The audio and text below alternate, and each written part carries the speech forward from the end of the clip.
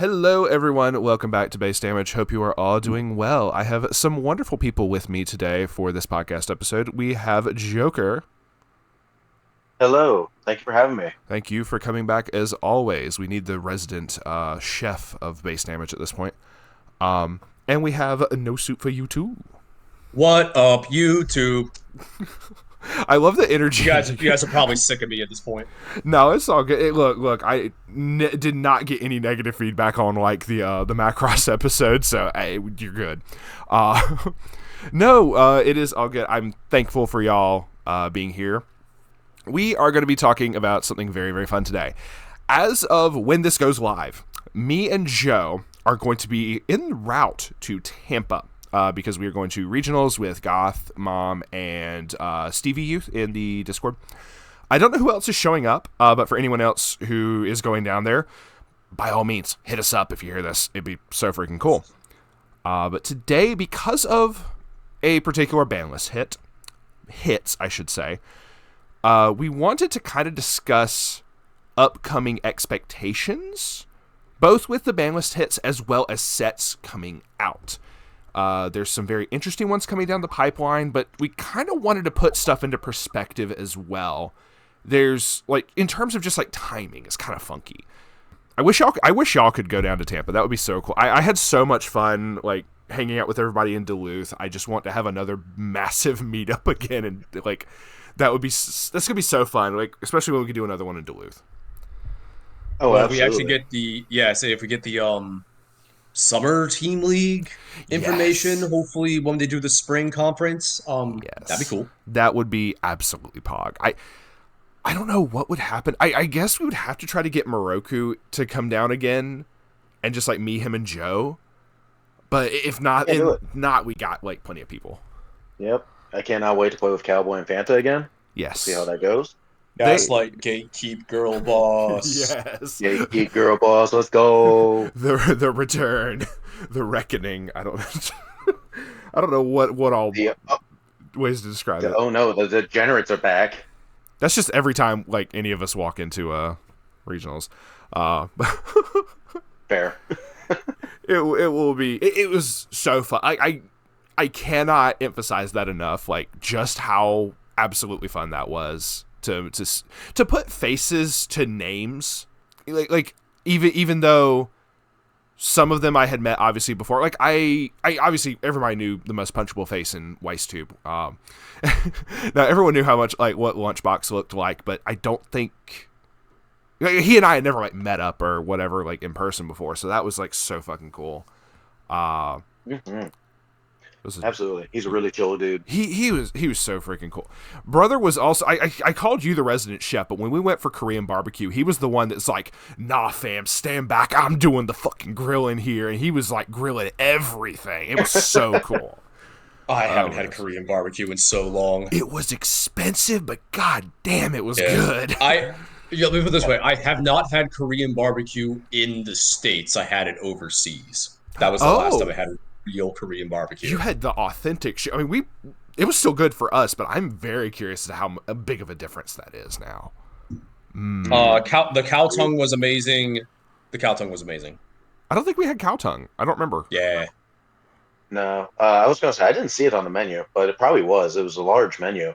I'd recommend, place in question, Morning House. Yes. Definitely try the matcha pork belly. Yes, the matcha was so fucking good with that, man. The matcha pork belly, like hell, there was more stuff that was also matcha, if I remember correctly. Like we're gonna end up talking about food at this point, but it's whatever. Absolutely. Immediately get off topic. Immediately we just start yapping. It wouldn't be a Base Damage podcast if that wasn't the case. Let's be real. Right. But no, sorry. Continue, Joker. Oh no, I was going to say we should segue in before people start ordering out first. Ain't that the truth? Yeah, don't listen to the podcast when you're on an empty stomach. Let's be real. Korean barbecue. The format's cooked. It was so good.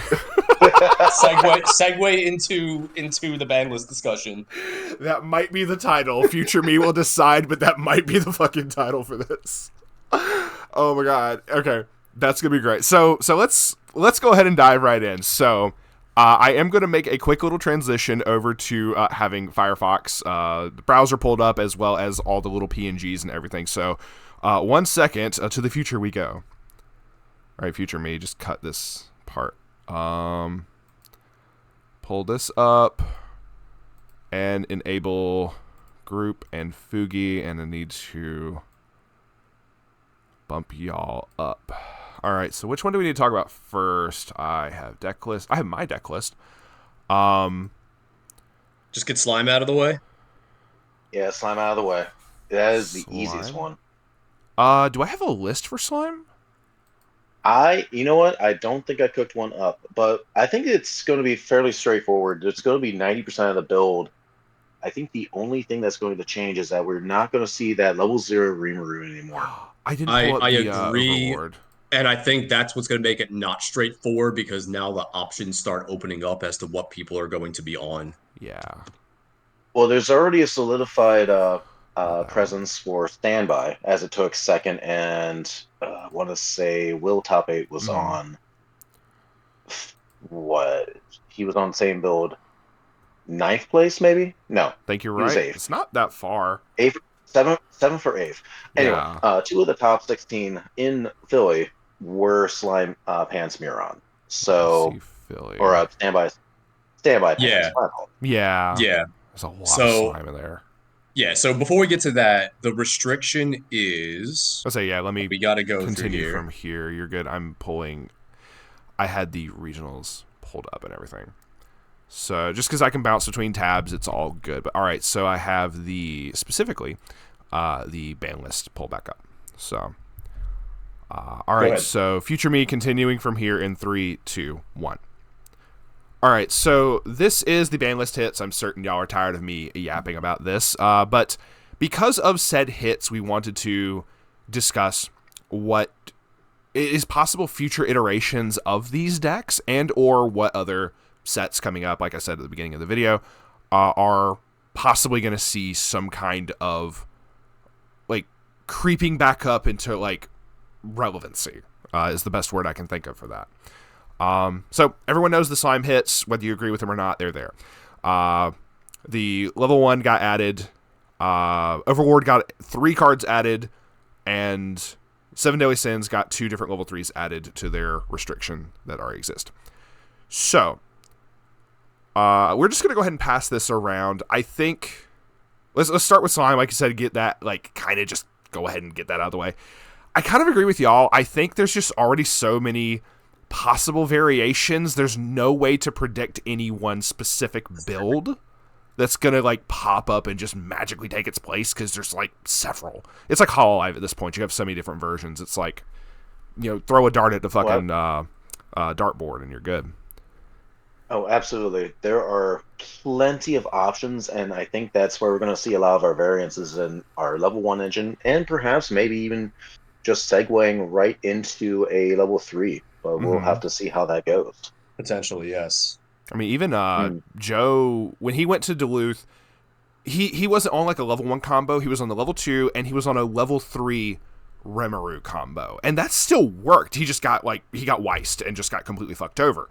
So very easily one could be put in, very easily, level 1s and stuff like that. Like you said, it's going to be very interesting to see where the community decides to pivot to. So I'm more just interested. Like, me and him and Moroku have already cooked up a build for Joe to take. Like, we had something basically immediately. Like, just already have something cooked up. I'll share the deck list with y'all later. But with Joker and with Soup, the rest of y'all are going to be on the fucking dark, because I think that got changed up last second because of a poll thing I'll bring up later. I saw the poll. Yeah, I don't know. The poll too. I don't know if he's gonna actually. Fuck it, I'm gonna go and bring it up. Me and him were kind of on the fence about decks. I made a poll of 3 different Hololive decks. I knew I wanted to run Hololive, wasn't certain which flavor. A specific build got chosen for me. I'm committing to it, but now I can pull all of my resources to that one deck. Joe's was a bit simpler. He didn't even put choices. He just said, should I run Milky Holmes? Yes. Yeah, I saw that. I saw that. The option was yes or no, try to actually fucking win, dipshit. And of course, everyone's going to say yes. Yes. So I don't know if he's. I promised I would commit to the build that was chosen for me, but I don't know if he's going to commit to that at all. I think he just kind of did it for the lulz. But if he commits to it, all the more power to him. It's going to be a fucking nightmare for him, but whatever. He's going to kill the side event, though. Anyway. Amen to that. Milky Home's too powerful for side events. That's where all the good prizing is anyway. So there. It was the most fun I had it outside of hanging out with y'all. That was the most fun I had game wise at Duluth. I'm gonna be completely real. Anyway, so to go ahead and like knock that out the way. So don't know if that's gonna be relevant, but we do have a build for slime for Joe as well. So we'll have to see what happens with that. But please go ahead with any other opinions y'all may have, by all means, before we move on. Joker, go ahead, because I'm the one that actually brought notes to this. This man came prepared. Oh, so you came prepared. I am just ad-libbing. So my thoughts is going to be, we've seen Standby do work in Philly and other regionals. So we're looking at Rimuru Standby into Murin, but we're also looking at least in my mind, what I'm seeing, there are three different door options that are on the table for level 1.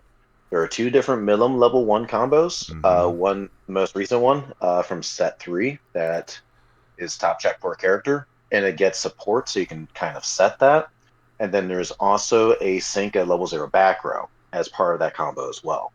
Okay. Now that does not have, in my personal opinion, if just, again, any deck building ideas and thoughts that I'm sharing are just my opinion, not the opinion of base damage as a whole.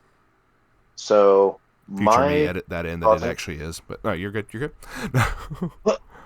So my general concern is that the level 0 did give at least a little bit of deck speed and thus some selectivity, because you're able to move 3 and then salvage based off of the number of characters. Operation Tornado. There is a set 1 Milim that is a clone of the Jeanne d'Arc from Fate Apocrypha, where if you have 5 or less stock on attack, you can, with the door in play, you can check 4, add a character. Future me put a picture up.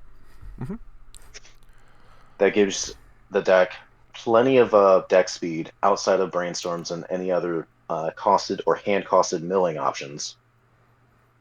The other option that is also a door, and also from set 3, is a Corone clone, Rimuru. I forgot about it completely.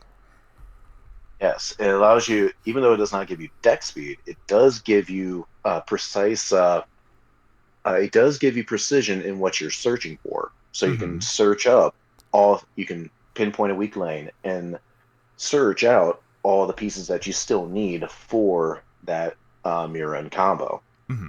As long as you're able to get one lane and able to reverse just that one, you're able to stack on 3 on reverse searches basically onto the same level 1, which is kind of nuts. Absolutely. So, those are my thoughts as to what we'll probably start seeing after this restriction takes hold, and probably in Tampa as well. Level 3 is pretty potent as it is. It is a little bit more precise. You do have the more violent option in the form of the Xian, which violent. I think a lot of builds. Absolutely, I think it's burn 4. It's a burn 4 option. Burn like your entire stock, burn 4, and she still has like cancel burn or some shit, if I remember right. I get hit by it way too much, but I should remember it. Yeah, no, that is definitely a solid option, and whereas Benimaru, unless you lead in with the 1-0 Rimuru, that allows you to top check and rearrange, I believe, if I remember correctly. It's supposed to. Maybe? It bonds to your Milim level 3 clock kicker. Yes. But it also allows you to set up your Benimaru swings, so that way it's less casino. Yeah. So that way you know precisely what you're swinging for. You know exactly how much, because for those who don't know, the Benimaru level 3, you pay a cost, reveal the top card, the level of that card plus 1. So if you're able to top check, you're like, okay, cool, I want to poke for exactly 2. Just example, like, okay, cool, I see this level 1, I know when to attack, you know. So just sake of argument there. But it's gonna be it's going back to, like we said before, with like Hololive. The options are so bountiful at this point, and there's just more slime content coming out in terms of the anime. They have OVAs. They have a movie to work with. I'm surprised we haven't got any like thing from the movie for that. Maybe like copyright production company was an issue. I don't know. And Joker may have to mute sometimes during this. It's totally cool. Me and Soup can pick up for that. Okay. I want to ask him some questions. Oh no, we will come back to that. But like, that's fine because they have so much more content. There's more stuff coming down the pipeline. I'm very certain. Maybe, I don't know. So let me address a few things at this point. Go for it. My turn. All right. First off, I'm going to challenge your point that slime is going to be just like Hololive. No, I'm making the comparison of just there are a lot of options, not to the same level of Hololive because, oh dear God, yes, way too But I'm many. also going to challenge that point. There's going to be a lot of options because if we get more Hololive goes, is that Hololive is going to be you just pick a level 3 combo and a level 1 combo, you make a pile, and it's going to do just all right, right? Pretty much. That's me and Moroku with have slime, said that. Even with the hits, the deck still goes through the Murin Shuna board. It does. So it's going to go there. The question is now, because the hit was to the Yom 1-0, which we were on the initial reaction call, we were all kind of like, what the heck? They didn't really do anything to slime. And on your initial reaction video that you did as well, when you kind of went into your own thoughts on this. Yes. You were kind of poo-pooing the hit as well. And I've seen a lot of other people in the community. So the Yom does a few things. Because you have your advantage combo at level 2, and most of the time you're at least the sort of the build that has been topping recently, you had your advantage combo at level 0. So the Yom was kind of the stopgap filler at level 1. Because it had the clock encore, it hit a really nice power threshold.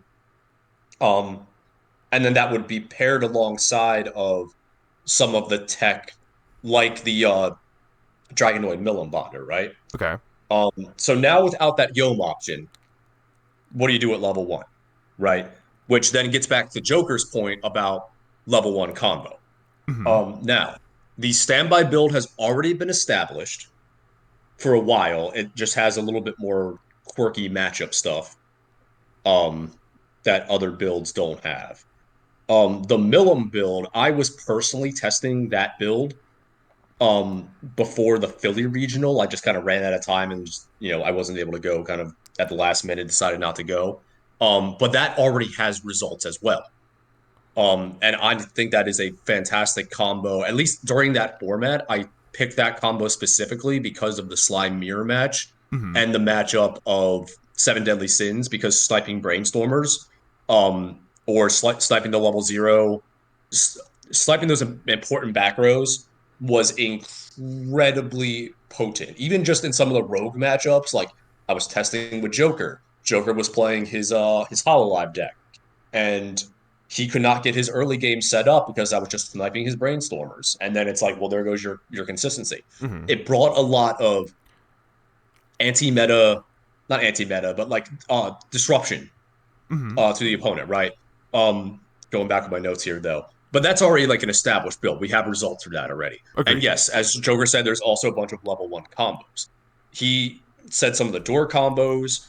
The one that a friend of both of ours has been on, there is a Shizu from set 2, I believe, that is on pants and is also a top check 4 add 1 brainstorm or a level 1 combo. It's not the current level 1. It's the Fruits of Wisdom, if I'm remembering Yeah, right. it's the one that's supposed to be part of the Fruits of Wisdom package. Gotcha. But on its own, it's still just a top check 4 add 1. So you can just run into that. It's not, it's fine. And it's also on pants, which a lot of slime players preferred, which is why they were specifically on that level 0 Rimuru, because they wanted to be 8 pants to keep slamming Climax constantly and try to resolve Murin as much as possible.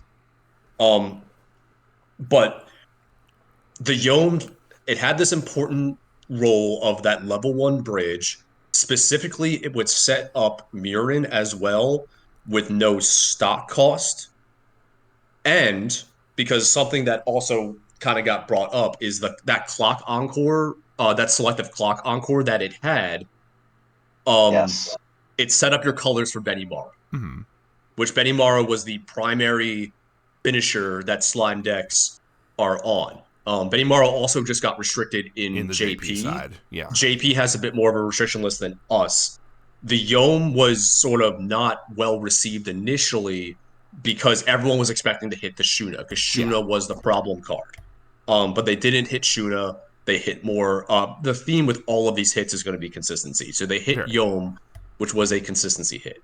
So what do players do? Um, level 1 combo. The basically slime decks are forced to running a level 1 combo. Oh no, what will they do?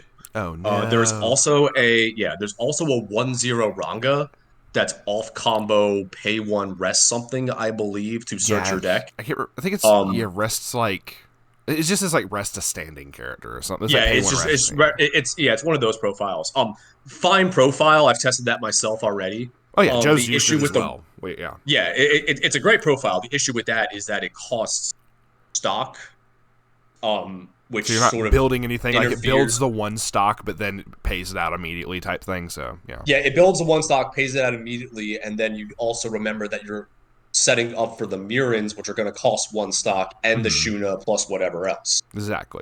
You're wanting a So it's minimum of a like 4 stock going into level 2. You got to make certain you get that. yeah, but it's still a fine tech kit. It's sort of just Mhm. kind of up to the builder. Absolutely.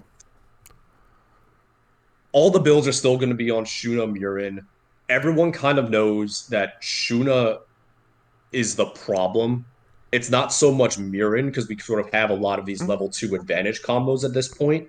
It's having that with the power numbers that the Shuna Brainstorm combo is going to give you, Mhm. and of course the uninteractability of Hexproof, which has become a Yes. huge issue for a bunch of sets now. Exactly. Whether With you're on the Shuna, Muron like level 2 setup or the level 3 end game, like just yeah, nothing being interactable is just a pain. I'm not going to go back into my which preaching too terribly much like I did in the one video, but I fully agree on that. which Japan decided to ban Shuna. Slime is still putting up results over there, even with all the other stuff that Japan has, and that they had to get the Benimaru on there as well. Hmm. Um, but they didn't do that. No one's really happy. There was a point that was brought up in another video, which I thought was weird. A weird counter argument to not hitting Shuna, and I'm like, that is weird, but it makes a little bit of sense if you really think about it. Okay, what's that? Um, the Murin Brainstorm that you have to pair with Shuna, right? Okay. It's a search brainstorm, Yes. which is generally seen as inferior to salvage brainstorms. Depends on the deck, depends on the set, yeah. Depends on depends on the set, depends on the deck, depends on your deck state at the time. But Yeah. most players tend to prefer um, salvage brainstorms over search brainstorms.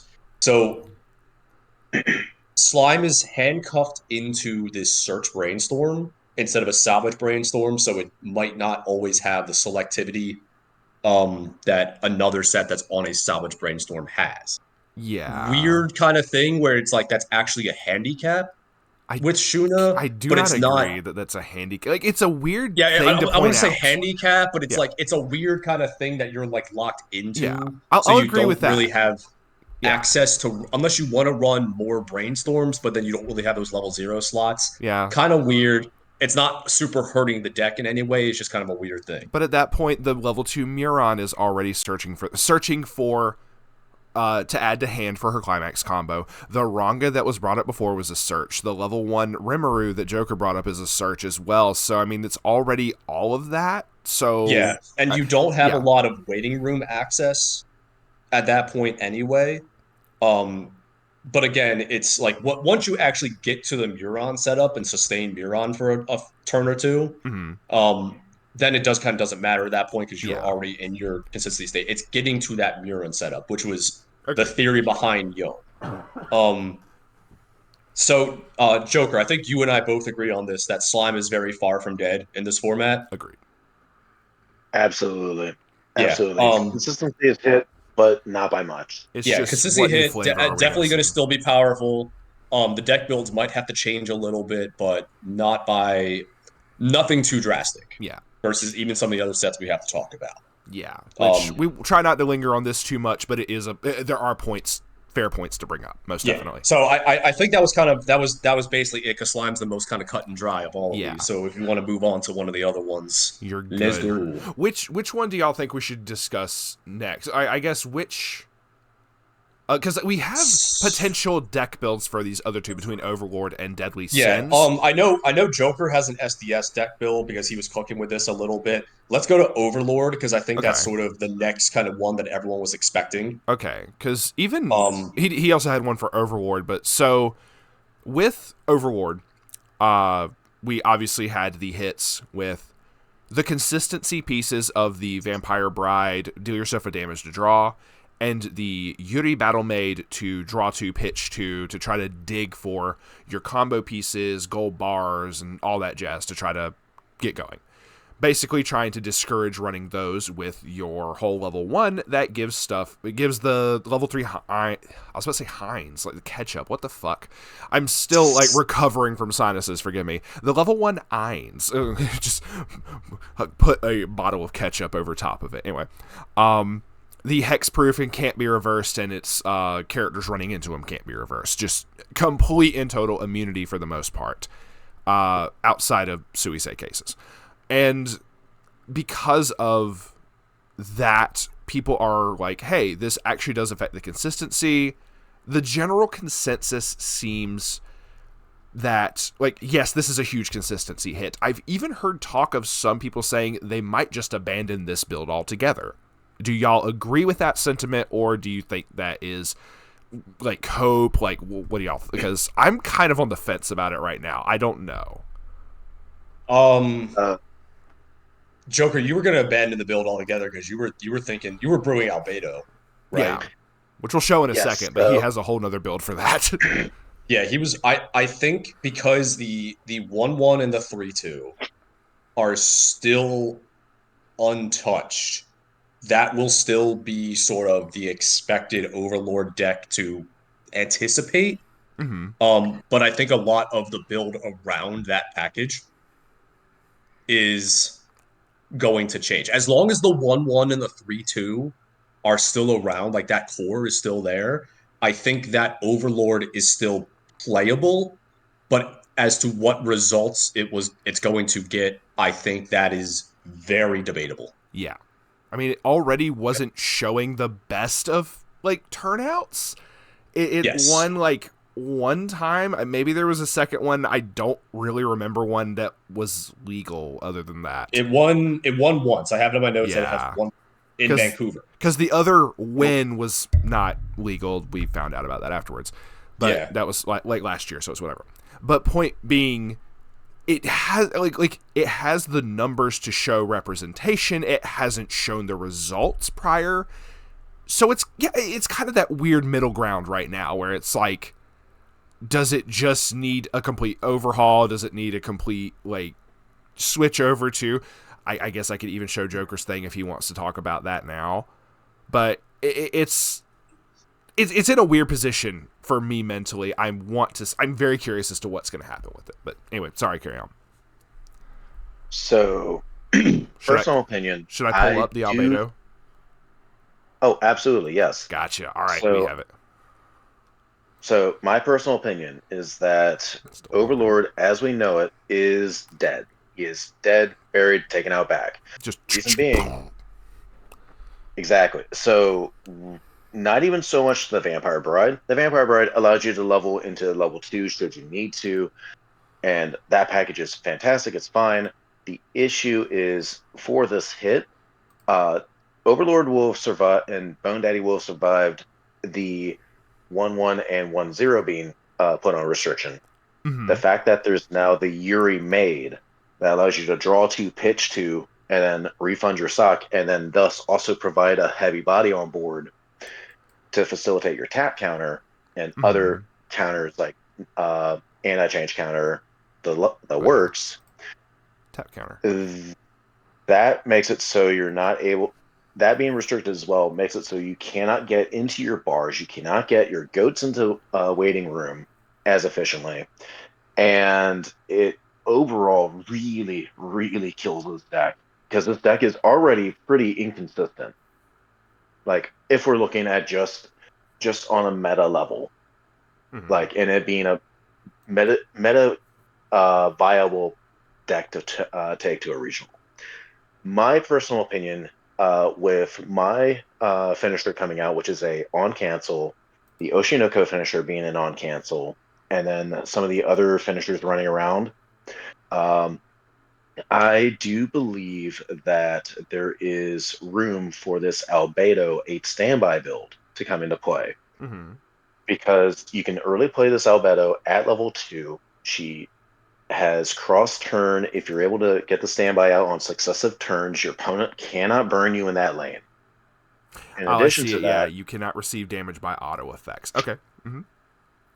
and then on top of that, you also on when you change from the 2/2 to the 3/2, Hmm. you also have um the ability to pick up this 2/2 counter event that gives the character that is in battle cross cross lane neg 3 soul. Hmm. So it does not target your opponent's characters. It can actually it just targets the character in battle that you're fighting with, Hmm. and that character gives the Yeah. soul cross turn without Yeah. targeting. It gives the That's level very 3 important. albedo that effect. And that is not a Correct. target. Like you said, it's not a targeting thing. It's just a blanket passive effect that is not like trying to be activated or anything. It is just there, and there's no real way around that unless there was literally a card that straight up said like this card's soul cannot be lowered or some BS like that. Like, but I don't think there's anything in English that does that. There may be in JP. I doubt it, but still. Shout There outs to are a the few one like things. plus 40 soul like level zeros. Anyway, sorry, go ahead. There are a few things out there that are you cannot put that have the ability of cannot play backups or events during this True, card's battle. true. That is a So very valid thing. but those are going to be mostly in rogue decks anyway. It feels Mm-hmm. like at this point in time, I think a lot of decks have forsworn those effects at this point in time. Um, Mm-hmm. but actually, one key thing to note is that all it requires you don't have to back up specifically that 3/2 Albedo. You can back up anything else. You can have this Albedo in the back row Mm-hmm. potentially, You just have to and have it still on the field. you need to have it on the field Mm-hmm. in order to use this event. Mm-hmm. And then another thing too is that once you hit level 3, you can then choose another character and give that character -3 soul at the additional cost of 1 stock. So for 3 stock, you can in one backup timing, you can give 2 characters cross lane -3 soul. Gotcha. Yeah, so this is a very, very powerful uh, end game engine that that was really gate kept and checked by Bone Daddy himself. Bone Daddy. So what? Bone Daddy. So with Bone Daddy, with Bone Daddy gone, uh, there will definitely be definitely more board-based decks running around that are going to be vying for contention now Mm-hmm. and are going to be Um, 100% viable. okay. So you think that this is going to be kind of like SDS, ironically, is that's the next thing Yeah. where after the Escanor hit, people don't just completely abandon the set; they're going to pivot to a whole nother build. Yeah. Where they went from Escanor to Hindi. Yeah. Correct. Yes, Okay. that's Um, that is my personal opinion, and I think I that the go for it. go go. All right. I just think that the event is too strong. Like the event and the 3/2 combined with it. Yes, it only pushes 1 damage in one packet, but honestly, that's my along with the Shao tier that's in the back row that probably would have been stood out prior. Um, yeah, there is a lot going for this build. And Okay. like again, I'm still gonna be cooking. I do have one question before The Soup goes, chef. and maybe Soup is going to bring up maybe you plan to bring up a similar point. Something What's the point? that we have brought up in previous discussions in general, as well, whether it's on the podcast or just yap it in the Discord, is because of the double loss in time that neg soul strategies don't see as much play. I was very surprised about the one Miko Sora deck that actually got like second place. Like, dude fought an uphill battle like with that. That But that is a good point. I don't know. Like, I would love to see this be the thing because one, I love Albedo, which is 100%. But that is something that I question being the go-to strategy. Like, I'm certain people are gonna fucking try it, like 100%. But because of the whole like neg soul strategy, I don't really know how well that's gonna go until, like, if you were able to have, like, I'm gonna pull up the level 3 Shawl tier here. This has like an all finisher way to like try to push for some damage. It has like a high cost of pay 3 pitch 2 to burn 5. But unless you could find some other off finisher to really try to push, I can't imagine the whole neg. I mean, if you need the neg soul thing to survive, then cool, whatever. But the neg soul strategy does not seem as viable in the double loss in Swiss format, and that's my initial concern. Uh, But do you have any other like things for that? I just wanted to bring that up real quick before we continue. I I agree with your point, Cade, because I think that that gets more into the tournament format and how it doesn't allow for certain strategies or certain decks to really do that well because you do Mm-hmm. have that double loss thing. Yeah, Um, but I also, to Joker's point, this is more of a this is Chef Joker at his finest. He's cooking stuff, right? he do be I cooking. can't agree or disagree with what he's saying because it's inconclusive. There is no data to back up that the Albedo deck is going to do good because it hasn't gotten any results anywhere. It's not like hey, this deck did really well. I'm It trying would to have to remember. take it would have to take that specific person bringing that deck and doing well to put it on the map. You Foreshadowing for know, Tampa. Anyway, no, you're good. look, if it's gonna be Gaslight Gatekeep Girl Boss on Albedo Nexel, Yes. like who am I to say like no? But I think it's one of those things that it would have to be someone out there would have to bring that, and I think with some of the other stuff coming up, which we're gonna get to at the end of the video, Mm-hmm. I don't know if Albedo is going to be able to keep up with some of the hits, or Okay. I'm sorry, with some of the other stuff coming up. Plus, I don't think the Eins package is dead. I think it does get a major consistency hit, Mm-hmm. and a lot of the top players were not running it anyway because it's just a deck that it's been what 2 years since that Overlord set came out, Yeah. and it's seen results. Like it's a deck that everyone knows about, but Yeah. it's not. It hasn't been super taking over the meta like people expected it would.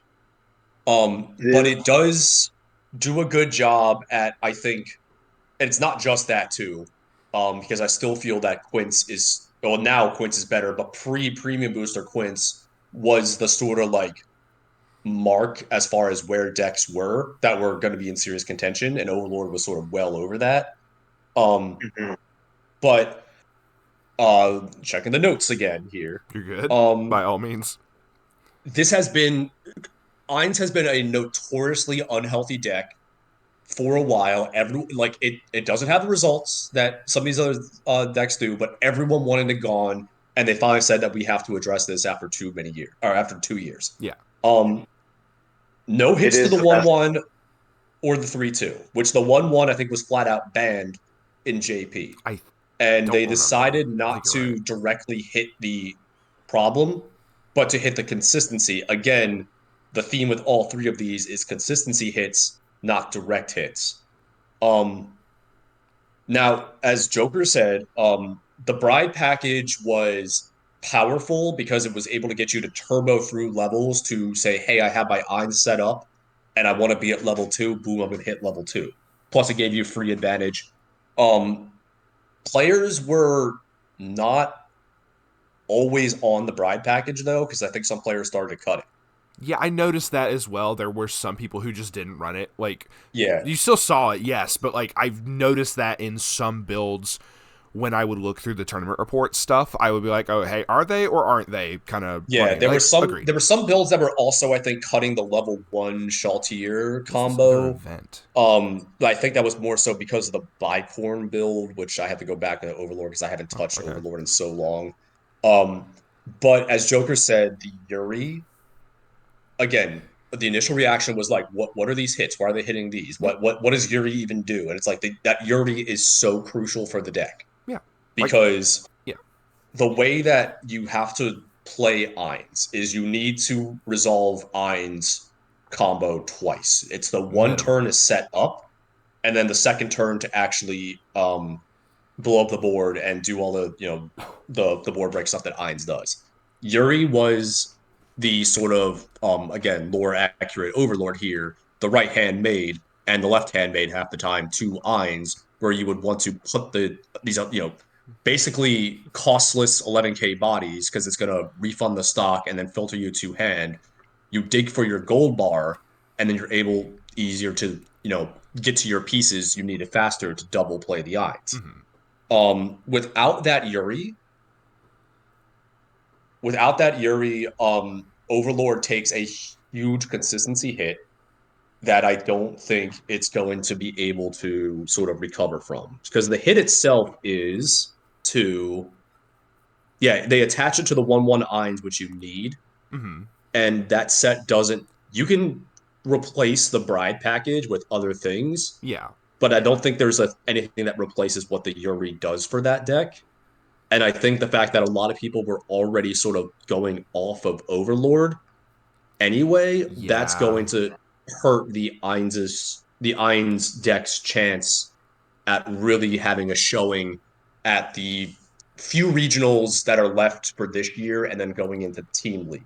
Yeah. We're gonna point that out. Put another Overlord deck potentially sort of pop up instead.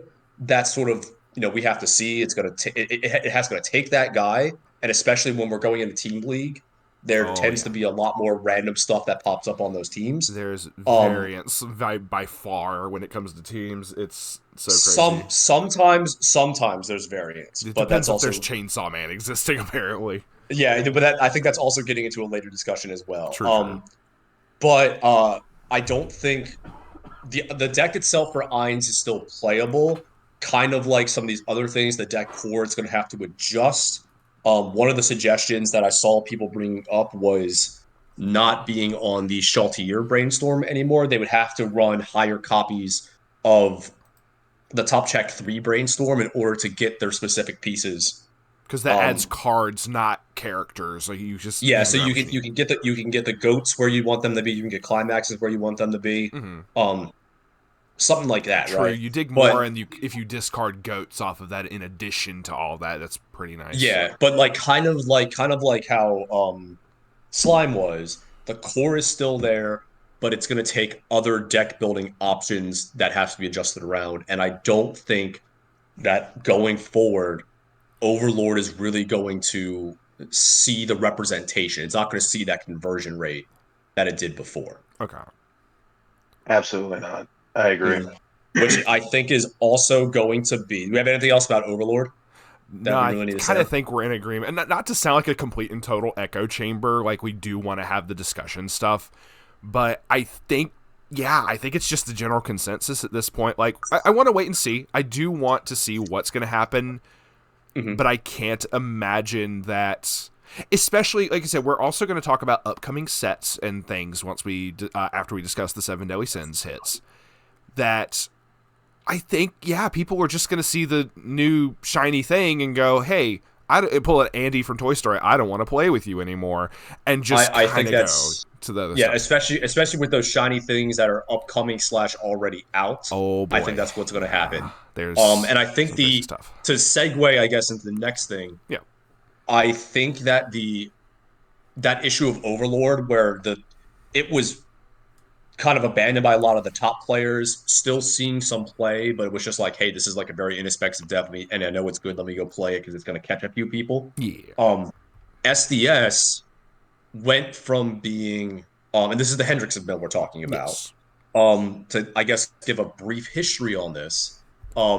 After the Escanor hit, Yeah. which was they bounced around which stuff of the Escanor was choice restricted because it was the Escanor with At first, it was the the level little gill. 0 with the Gil Thunder, but then they were like, okay, I guess we don't mind if we hit Climax combo cards. Like, let's just go ahead and put the level 3 back. Yeah, well, just to give other builds access to that level 0, they just directly hit the 2 level Yeah. 3s because that was the issue.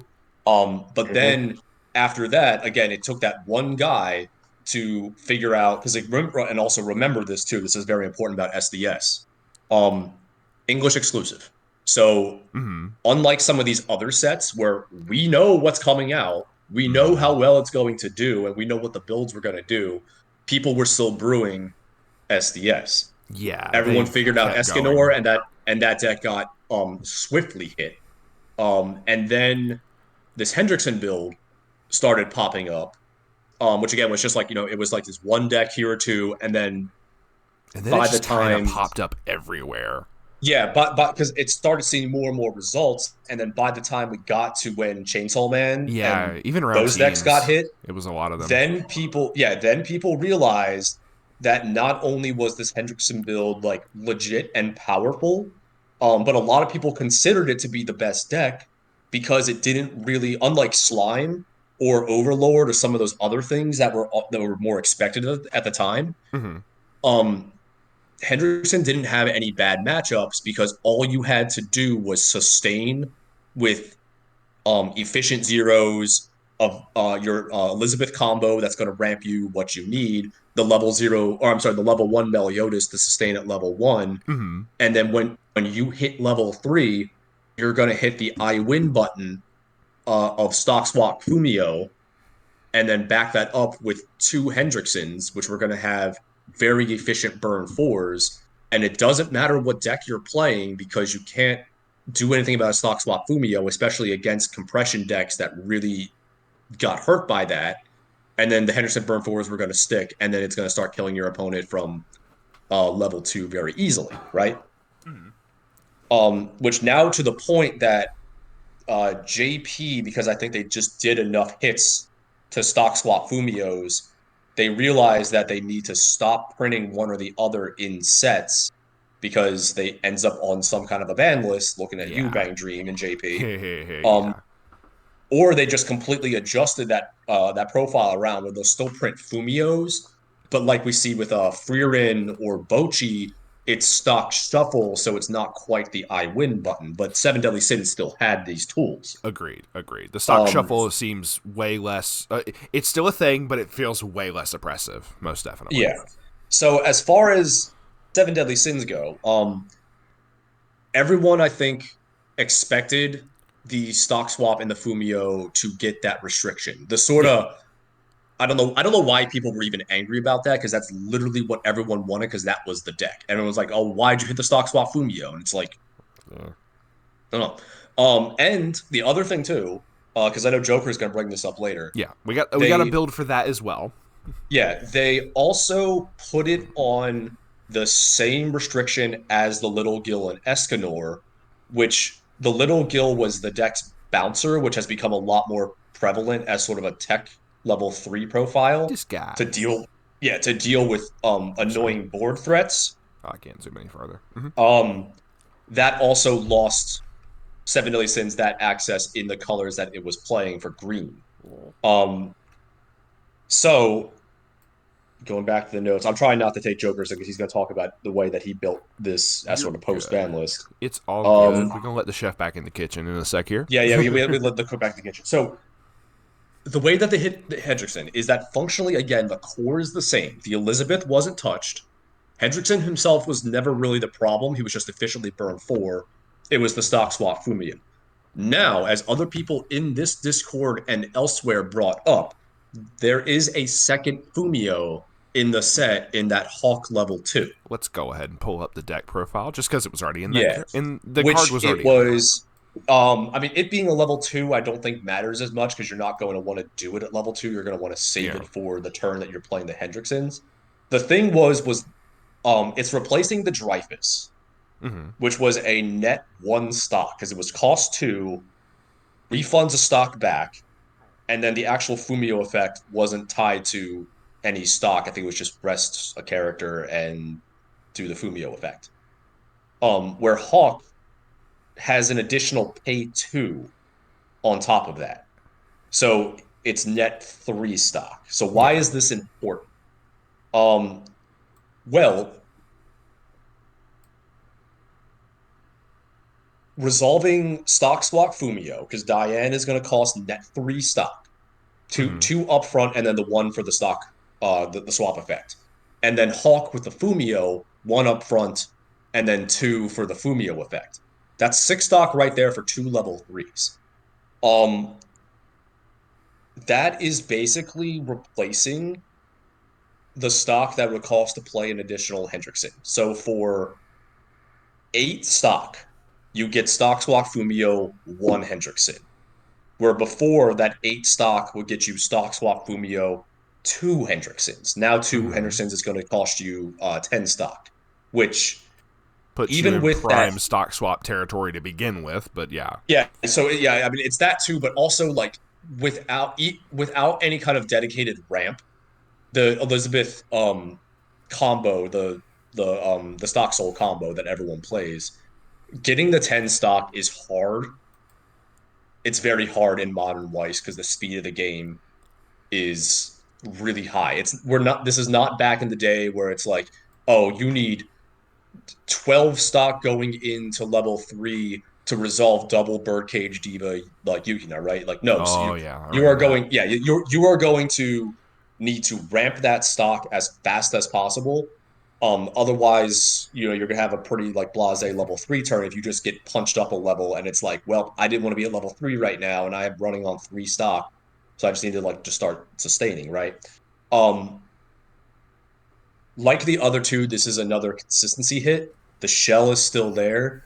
Diane is probably going to be the choice that you would want to pick because of the stock swap profile. And then players would then do Hawk. The thing is, though, is again, because SDS sort of became a rogue pick that was showing results to a this is a meta pick and everyone kind of jumped on it, just like Overlord, I think a lot of the top players are going to move on from SDS. It's still functionally playable, Mm-hmm. as Joker's going to have his list in a minute. But I think it's it's not going to be as good in a tournament setting because it's going to take a lot more setup. And I think the players that were on it are going to move on to other things. All right. Joker, go ahead. So get in the kitchen, good chef. If you need a spatula, it's over there. Anyway, go ahead. Oh, fair enough. So when building this list, it doesn't change too terribly much, as Soup and Cade have already stated. You're adding in that one Fumio, Mm-hmm. Hawk Fumio. The issue then becomes you only have you have only one Hendrickson unless you're able to get another turn, which again, because of the format of the game and how aggressively Western English players are playing the game, we've Mm-hmm. lost a turn at 0, and we've lost a turn at level 3. We're slowly getting that turn at 3 back, and I think this is a step towards that direction. But restrictions like this are a step towards that direction. But yeah, there is you have to dig really deep in order to find your substitutes. So the set one Hawk that I didn't even know existed until actually Space Cowboy brought it up in our base damage Discord. Woot. Um, but there is an option to replace since we can no longer choose the stock swap Diane with the Little Gill Mm-hmm. bouncer.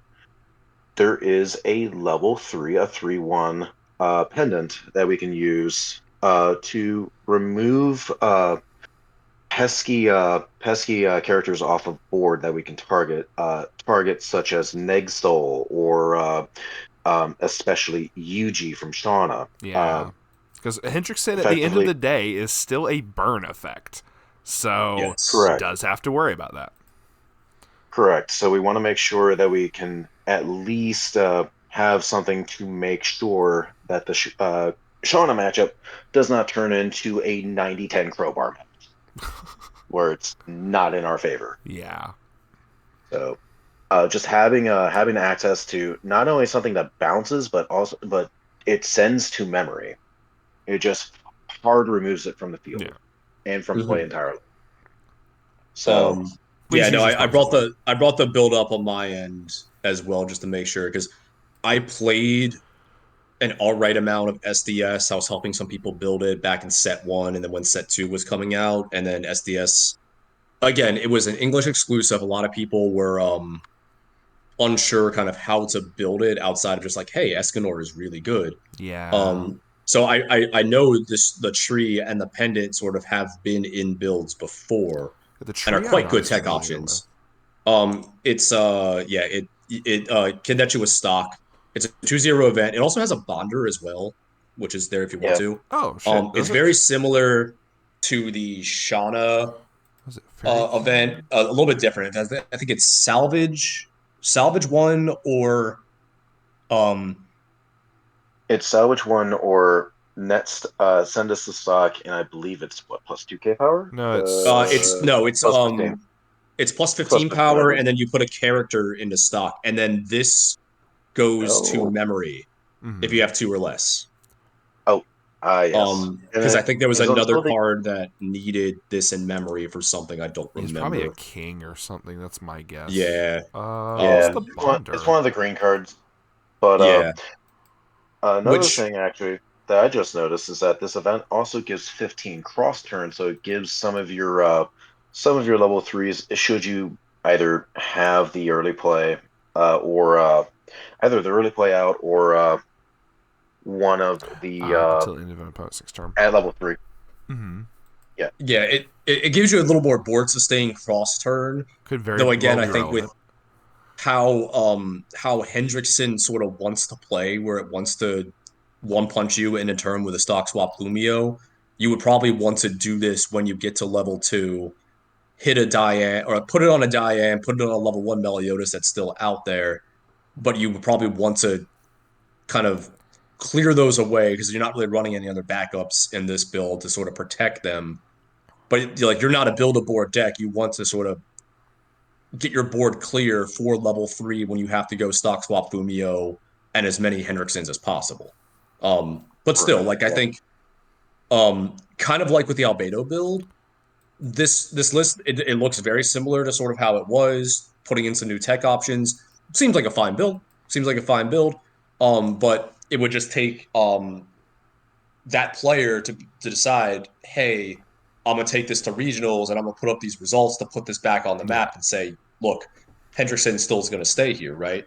Or maybe SDS, someone goes back to the Escanor build at that point because Escanor has a bit more of a payoff with the spread out damage that it does, Mm-hmm. and they go off of Hendrickson. Perhaps that's also what they do as well. SDS is still a very strong set, especially with the tools that set two gave it. Um, but I think kind of like Overlord, it's gonna sort of take that guy to bring it back, like keep it relevant. absolutely, absolutely. We may yet still see that in Tampa or Toronto or uh, any other place where we're going to have regionals. Like Mm-hmm. it could happen. Mm-hmm. So, Which I so yeah, guess if we're good on the if we're not like I feel like we're all in agreement on this. Like you said, it's good. I feel it's going to take the right player most definitely Yeah. to do something with this. It's going to be interesting. I'm certain there's people. Once again, there are people who are stubborn as fuck. I'm one of them. That will just keep trying to throw stuff at a wall, see what sticks.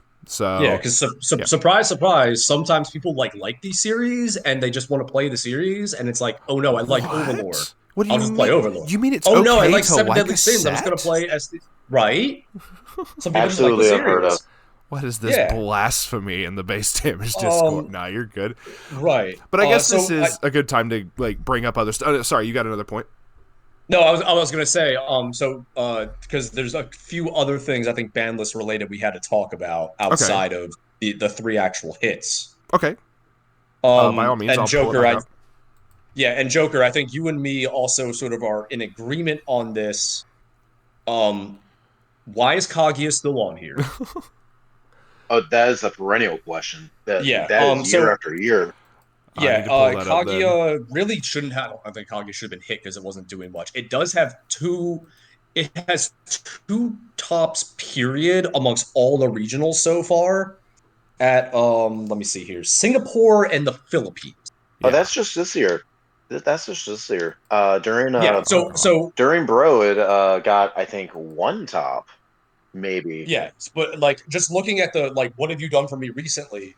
It's basically I think two of the smaller regionals and it got a Oh, top two. and it's like that's it. Um Kaguya needs to come off the ban list. I think we're all in agreement of that. Um 100% Kaguya needs to come off this ban list. Give it a reprint, get new people in on it. Maybe release set 3. Wink, wink, nudge, nudge. Please, Bushiroad, please. I yeah, so and this kind of goes back to Cade's point where Slime has more material, Kaguya has more material. There's all these things, but I also don't think they want to.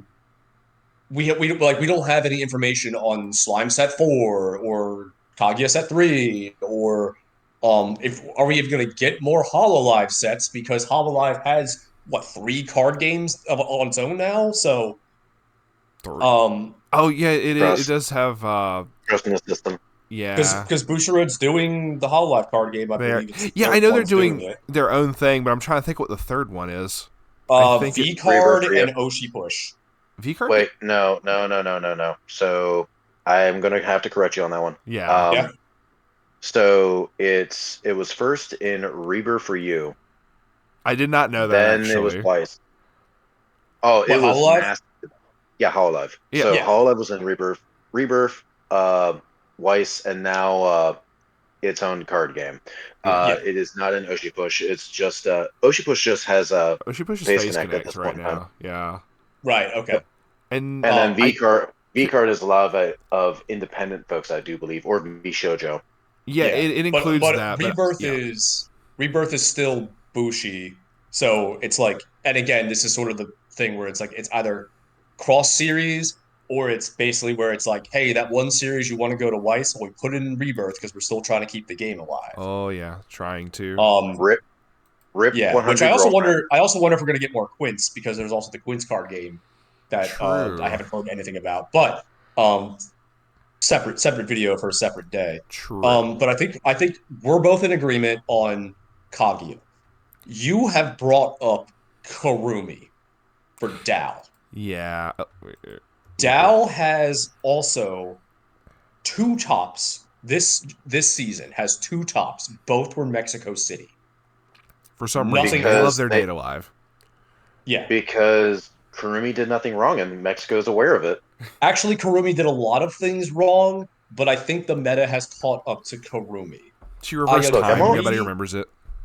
Uh, yeah, no, yeah, yeah. She reversed time. Nobody remembers it. She did nothing wrong. All she yeah, did every right. day was I pet kind cat, of and uh, she went and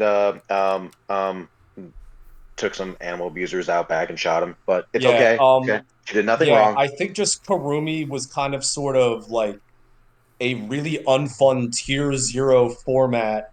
And if people remember going back to sort of the online tournament days where no one could get product, it was incredibly expensive because Dal Set 1 and that trial deck had some print run issues with supplies and stuff, and didn't get resolved until well after when they reprinted some of those things. Karumi was already restricted at that point, I believe. Yeah, I Um, can't say anything for this because the channel was on hiatus during this time, so I yeah, have no horse in but this race. Dal right now Dal has 2 tops in English, and I think the meta is at the point where Karumi can come back. It's still going to be a fantastic finisher. Um, but it's like it's just going to be one more deck that like, hey, this deck is really good. Hmm. Dal does have support coming down the line that we are anticipating in English, and it's already been released in Japan. in Fujimi Fantasia Bunko 2, Yeah. which gives that the Dal deck, much plus the actual like the Bunko stuff as well, new tools to work with. Um, Oh, I cannot wait to main Bunko in tournaments again. I cannot wait. yeah, but I don't. As much as there can be an argument about Kurumi and why is this still here, I don't think that English is going to do it before Japan does. Japan would have to take Kurumi off the ban list True. first, and then maybe a year after that, we'll get it. Because similar to Kaguya, Kaguya is now completely, I believe it's completely off the Japan list as of the last I list. think you're correct on that. Um, I can pull it up and double and we check. still have it restricted, but they never unrestricted Kaguya because it was on our bingo cards, Mm-hmm. but they didn't unrestrict Kaguya, and everyone was kind of upset by it. Another No, deck, agreed. yeah, another deck that people were also questioning because it was one of those like no brainer. It kind of got hit, but it was also kind of on its way out of the meta when they Another. kind of like Overlord. It was on its way out of the meta when they actually kind of put it out back. Alice. Yes. And I remember I built that deck. I still have that deck built. I never bothered updating it post ban list because why would I play it? And I remember playing against it a lot, and it was very annoying. But again, we already have Murin running around everywhere, and now there's about like 4 or 5 other sets that have very similar level 2 combos. Um, Sao is once again not very well represented. It has 2 tops this year, this season. Neither of them are running any Alice because you only have 2 Alice. A lot of people just said just run the same build, run 2 Alice, replace that with something else. You just have to sculpt for those 2 Alices. But There's a lot of like our people who are like, predictions on no. Overlord and SDS, a lot of the SAO players just moved away from Alice. A lot of the top players moved away from SAO. So it just took the dedicated SAO fans, and they're not on Alice anyway. So why not Mm-hmm. just bring Alice back if the rest of the meta kind of got up to it? But once Agreed. again, Japan would have to do something first because Japan has a different restriction list than we do, where the 2-1 Alice is still at full, and the 1-0 Alice that early played it is restricted. Plus, they Yeah. have restrictions from the light novel set that we never got. And I'm looking on Where the America, JP ban list right now, yeah, and I don't see. I was about to say Saikano. That's not correct. Um, Kaguya. I don't see Kaguya up here at all. You're correct. It's yeah, I completely think taken off. Kaguya got fully unrestricted. Saikana was also on the Japanese restriction list, and we never got that because it wasn't doing Yeah, I anything. see it up here in the top And left. that's gone. Their Yeah. Sal restriction hit the 1-0. And I don't really know how much Sal is being played over there, honestly. Not that I've There's seen at They've least. had other stuff taken it. off the JP ban list very recently as well. There was like Yeah, two because other. I was they going had to. a Go ahead. I was going to say that yes, the JP ban list did have something pulled off of it. I forget what. It might it have been was one of Heathcliff. the I'm not. It was a yeah, it Kirito. was one of it was one of the light novel cards that we never got. Yeah. Of course, so yes. But So The our restriction Heathcliff. They took list. the Heathcliff off that got rid of like Encore if it was Mm, in memory. okay, okay, That's yeah, okay, what I yeah, had to think yeah. about that. yeah. But our list is different than that list because they just said you can run 2 of the 2-1 and that's it. So in this meta, with what's upcoming, if we want to segment to that section next, You're good. Might as well. Alice can come off the ban list, bring it to Alice 4, 100%. and then see how it does. Because again, the set's not doing anything otherwise, and it's just gonna be just another good set to contend with sort of what's out now and what's upcoming.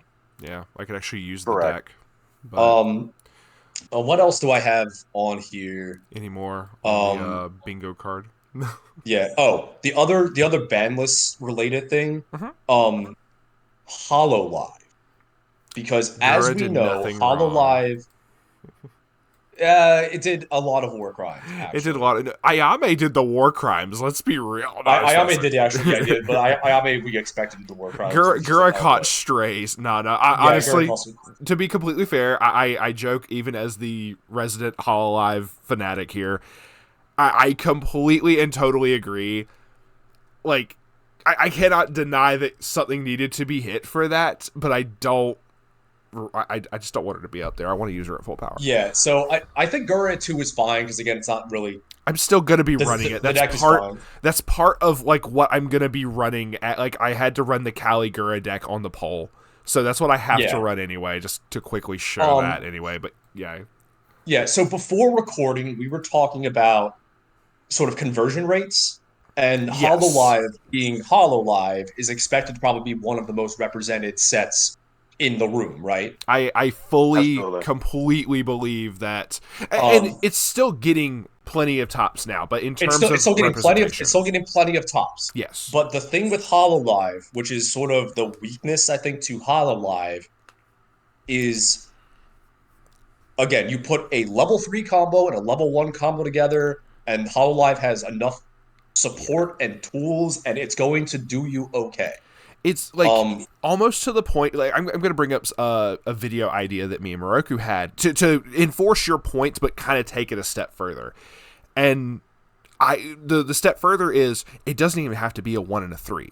To be completely honest, we've had an idea to do a Hololive roulette of just every single climax combo on like a wheel or something, and just spin it till you have 2 decent combos. Or I say 2 decent combos, but just any 2 combos that, as long as there's like nothing that directly like interferes with each other, and you can still make something fucking coherent off of it. Like just to add to that point. Yeah.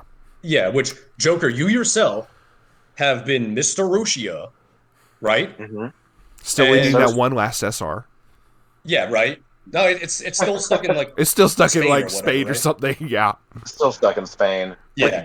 But like you have been knocking on the door of topping with that deck at singles, and then Gaslight Gatekeep Girl Boss was able to kind of break through for teams. But like Rushia is an expected deck, but it's just another Hololive deck. After Gura, everyone pivoted back to Marine.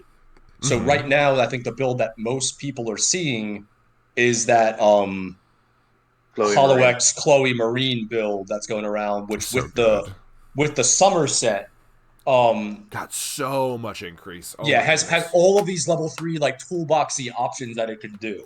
But there's so much other stuff that you can do. So again, like Hololive builds are gonna go like 2 dozen decks deep as far as the options that you have. You can't make the set go away entirely, but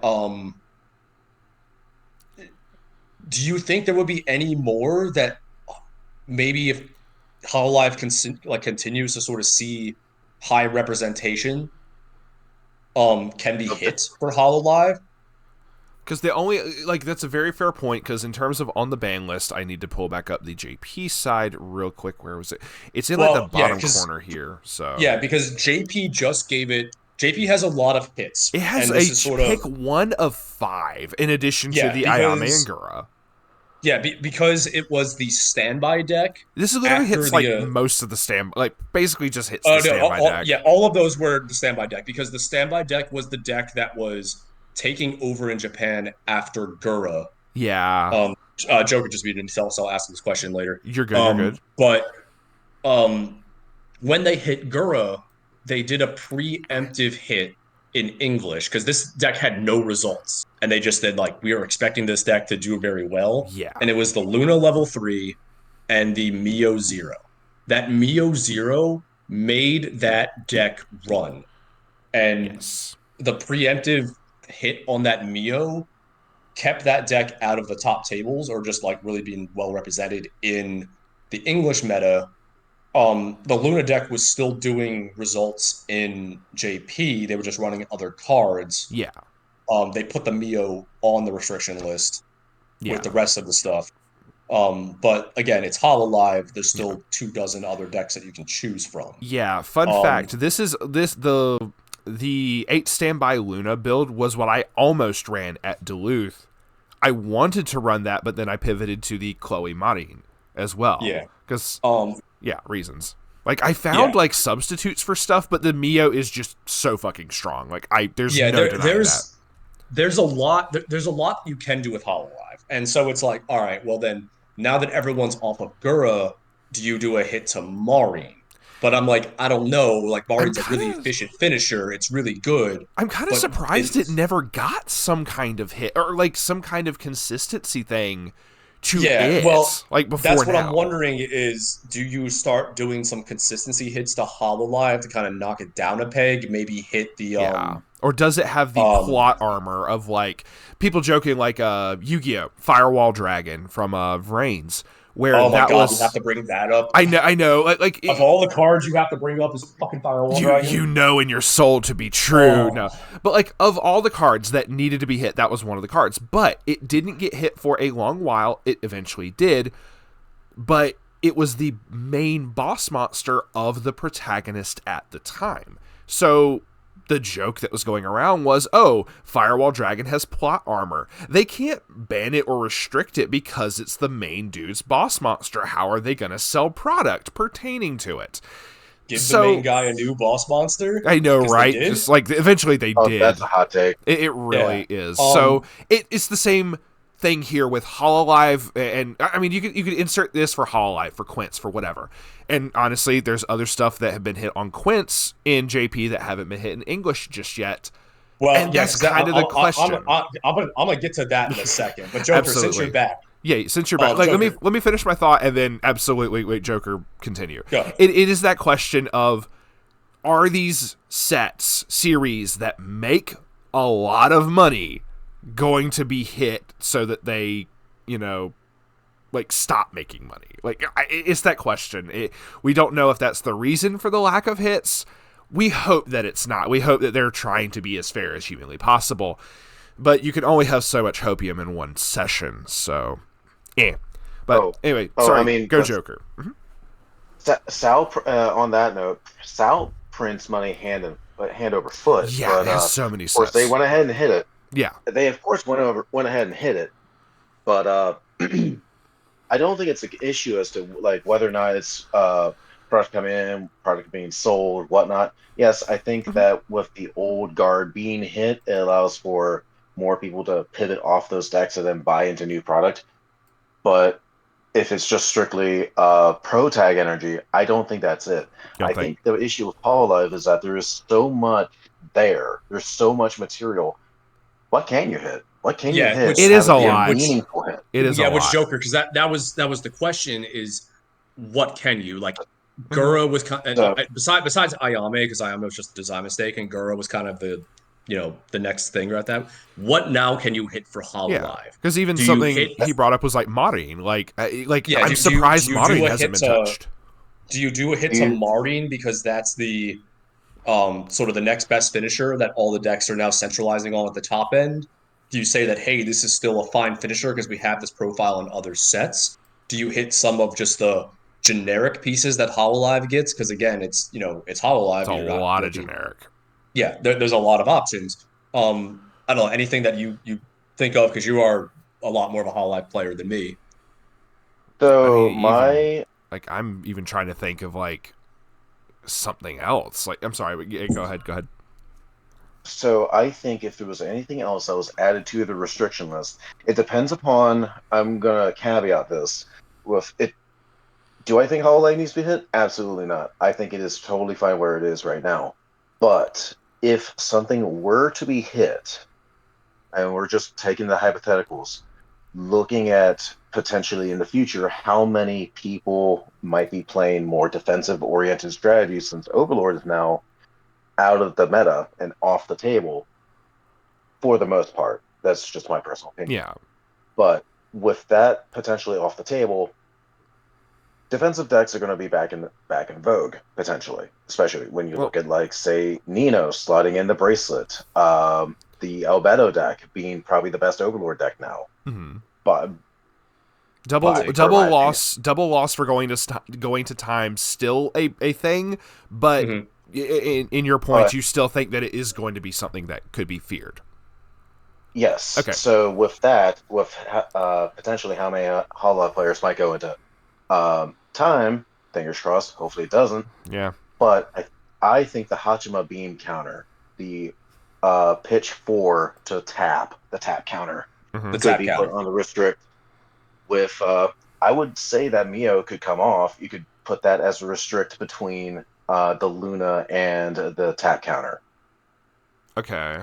Uh, Yeah, That's a hard so but thing. that's like, my well, opinion. because the You got it. the tap counter is one of the That's JP restricted probably ones, right? yeah. It's part of their Yes. pick 1 of 5. It is okay. So just to like, I know some people may see the pictures up here but not know the level 3 Luna, the level 2 Hachima tap counter, the level 2 Kanata field swapper, the level 0 Polka Miller bounce back to hand standby shenanigans, and the Mio level 0 we talked before, the drop searcher on play and on death.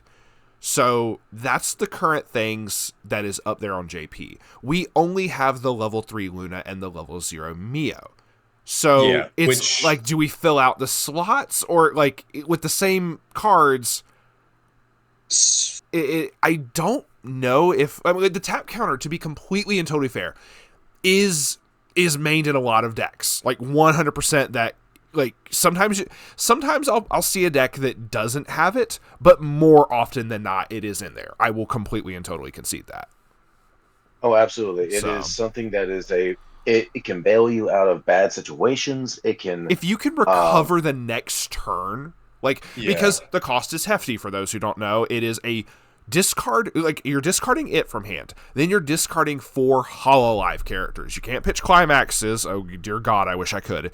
But or events. or events, nope, true or point. events. Very true point. You have to discard Hololive characters. That's it. Do you have a game plan next turn if this does not, if this makes you live, can you still perform like a turn, something the next turn? Yeah. So So that is the thing. so my So thing to this is I think because remember I think that Mio has to stay on there because again remember English put that It's Mio really on there strong. first. Hmm. That was the engine to the standby deck, and then JP said we're gonna put this Mio on there. But again, there's still 12 other things. Hmm. Doing a generic hit like the tap counter could be good. I have a thought on that in a second. Okay. As far as other sort of generic things that maybe could be hit, um, and again, a lot of these Hololive decks because they're so different, and a lot of them are just a bunch of like piles of one ofs, especially at the top end. Something like the Enos climax swap with the Soul Trigger. Yeah, I kind of figured yes. you'd bring that. Even non-Gura builds are running that at 4 because it's a level 0 with the Soul Trigger. It's a level 0 Um, with a Soul Trigger. It's a Climax Swapper, which every deck runs. And the yeah, top check effect of it helps a lot of different combos, yes, whether it's like, say, the Chloe, whether it's obviously Gura, but umpteen other different yeah. finishers and combos. It just helps. So the Mio helps that as well, to be completely fair. Its top check effect did Yeah. help facilitate the same thing. The There's no but denying that. the Mio specifically was like that was the It's engine that made the so standby good. deck go. The Enos is generically good. There's like 5 other climax swaps in the set, so if you Yeah. kind of choice restrict the Enos, it's just like all right, we just pivot to other stuff. It's not like Hololive is starved for Yeah. options, but it's just again, it's sort of Right. a slap on the wrist because also again segmenting, I guess, to the next thing. What are we expecting out of people to be on in the future, So. including future sets? And that's a good point to go ahead and pivot to this. So, uh, by the time this comes out, Tampa and Cardiff will be happening this upcoming weekend. By the time you're listening to this, we figured to go ahead and kind of show side by side the dates of releases that are coming up that we think people are going to be on for certain decks, as well as just kind of showing the time frame for stuff, because please correct me if I'm wrong, and if we're all wrong, please correct us in the comments. The Worlds isn't until May, so we have a bit of time. The very, very last regionals to come out is March 22nd. So let's go ahead and look at the time frame here. So February 15th is this coming up weekend. So let's look at what's coming up. So I have on the English Weiss site, Blue Archive comes out next week. We've recently had the Quint stuff added. That's one of the very first things. At the tail end of January, there's going to be an influx of Quints. That I do not feel anybody can deny that in any shape, form, or fashion. But Absolutely. obviously, I'll let people debate. If you feel a difference for any of our opinions, feel free to comment down below. As always, Freerin is been a big one that came out tail end of last year. Macross, I would love to see some more Macross topping. But upcoming, Blue Archive, actually should have been 2 days prior to this coming out. I just did my first impressions for Blue Archive. It's very interesting, but I don't think it's going to be as oppressive as some of the stuff we had to worry about. So they've also changed. A set is legal to play in a tournament 1 week after its release. So we don't have to worry about that for Cardiff, Tampa, or Sydney. I forgot Sydney was on that'll be Sunday. This won't even be legal for Jakarta, which is Indonesia. So that's February 22nd. This comes out the day before. So Blue Archive, I don't think is going to be making waves in the last 4 tournaments in the month of March. So then the next one is Persona 3 Reload. I love Persona 3. I don't think it's going to make waves, but I would love to see people topping with this shit, please, y'all. Is March 14th. This is kind of the big thing here. So 1 week after means the earliest this could be played, March 21st. Literally, the last one the day after is Pasadena. Meaning everything else coming out after Persona 3 is not going to have the representation, is not going to have the numbers prior to Worlds. And this, one of the very, very next thing, Rascal. The next Bunny Girl set is March 28th, and this is going to be a big thing. Let me go back to the JP ban list. It recently got a hit. Here we go, found it. I can't zoom in far enough, darn you. It's really hard to see because the farther in I go, the more pixelated it becomes. They took a Sakata off of it, but the level 3 Mai got limited to 2 copies. That is what's coming up in this set. This is either just going to immediately blow up at Worlds without anything to really hold it back, or I just don't know what's going to happen with this. Like, if my TCG player store is anything to be trusted, I've had a lot of Bunny Girl stuff sell. Anyway, go ahead. Yeah, no, people are getting ready for Bunny Girl. I think Worlds is sort of its own format, basically, with its own sort of restrictions and like what sets are legal, etc. I think I'm not that player to tell you. I can't imagine there would be any hits to it, because then at that point it's not like an English exclusive. It's legal in JP. It'll be legal. Yeah, they would probably give the JP ban list and have it at 2 if it's like you think available so? At all. Okay. Yeah, because I don't think they're gonna be like, yeah, we'll just do Mai at 4 just for Worlds, and it's like, no, they're not gonna do that. Yeah. So the last 2 that matter for the rest of this year up until Worlds, I'm going to go ahead and say the one that isn't really going to matter right now. Kenshin is literally the last weekend in May. It's not going to show up in time for Worlds. That's just me. Nikkei, that's the next big thing, and I know there's other Weiss YouTube channels that have basically been saying the Nikkei apocalypse. Yeah, and Nikkei is April, and we're going to get that for April 18th. We're gonna get that before Worlds, but before Worlds, but after the last regional. So that's going to show up for the summer circuit. Is there anything in Nikkei on JP? I don't see anything at all. No, it's too new. It's too new.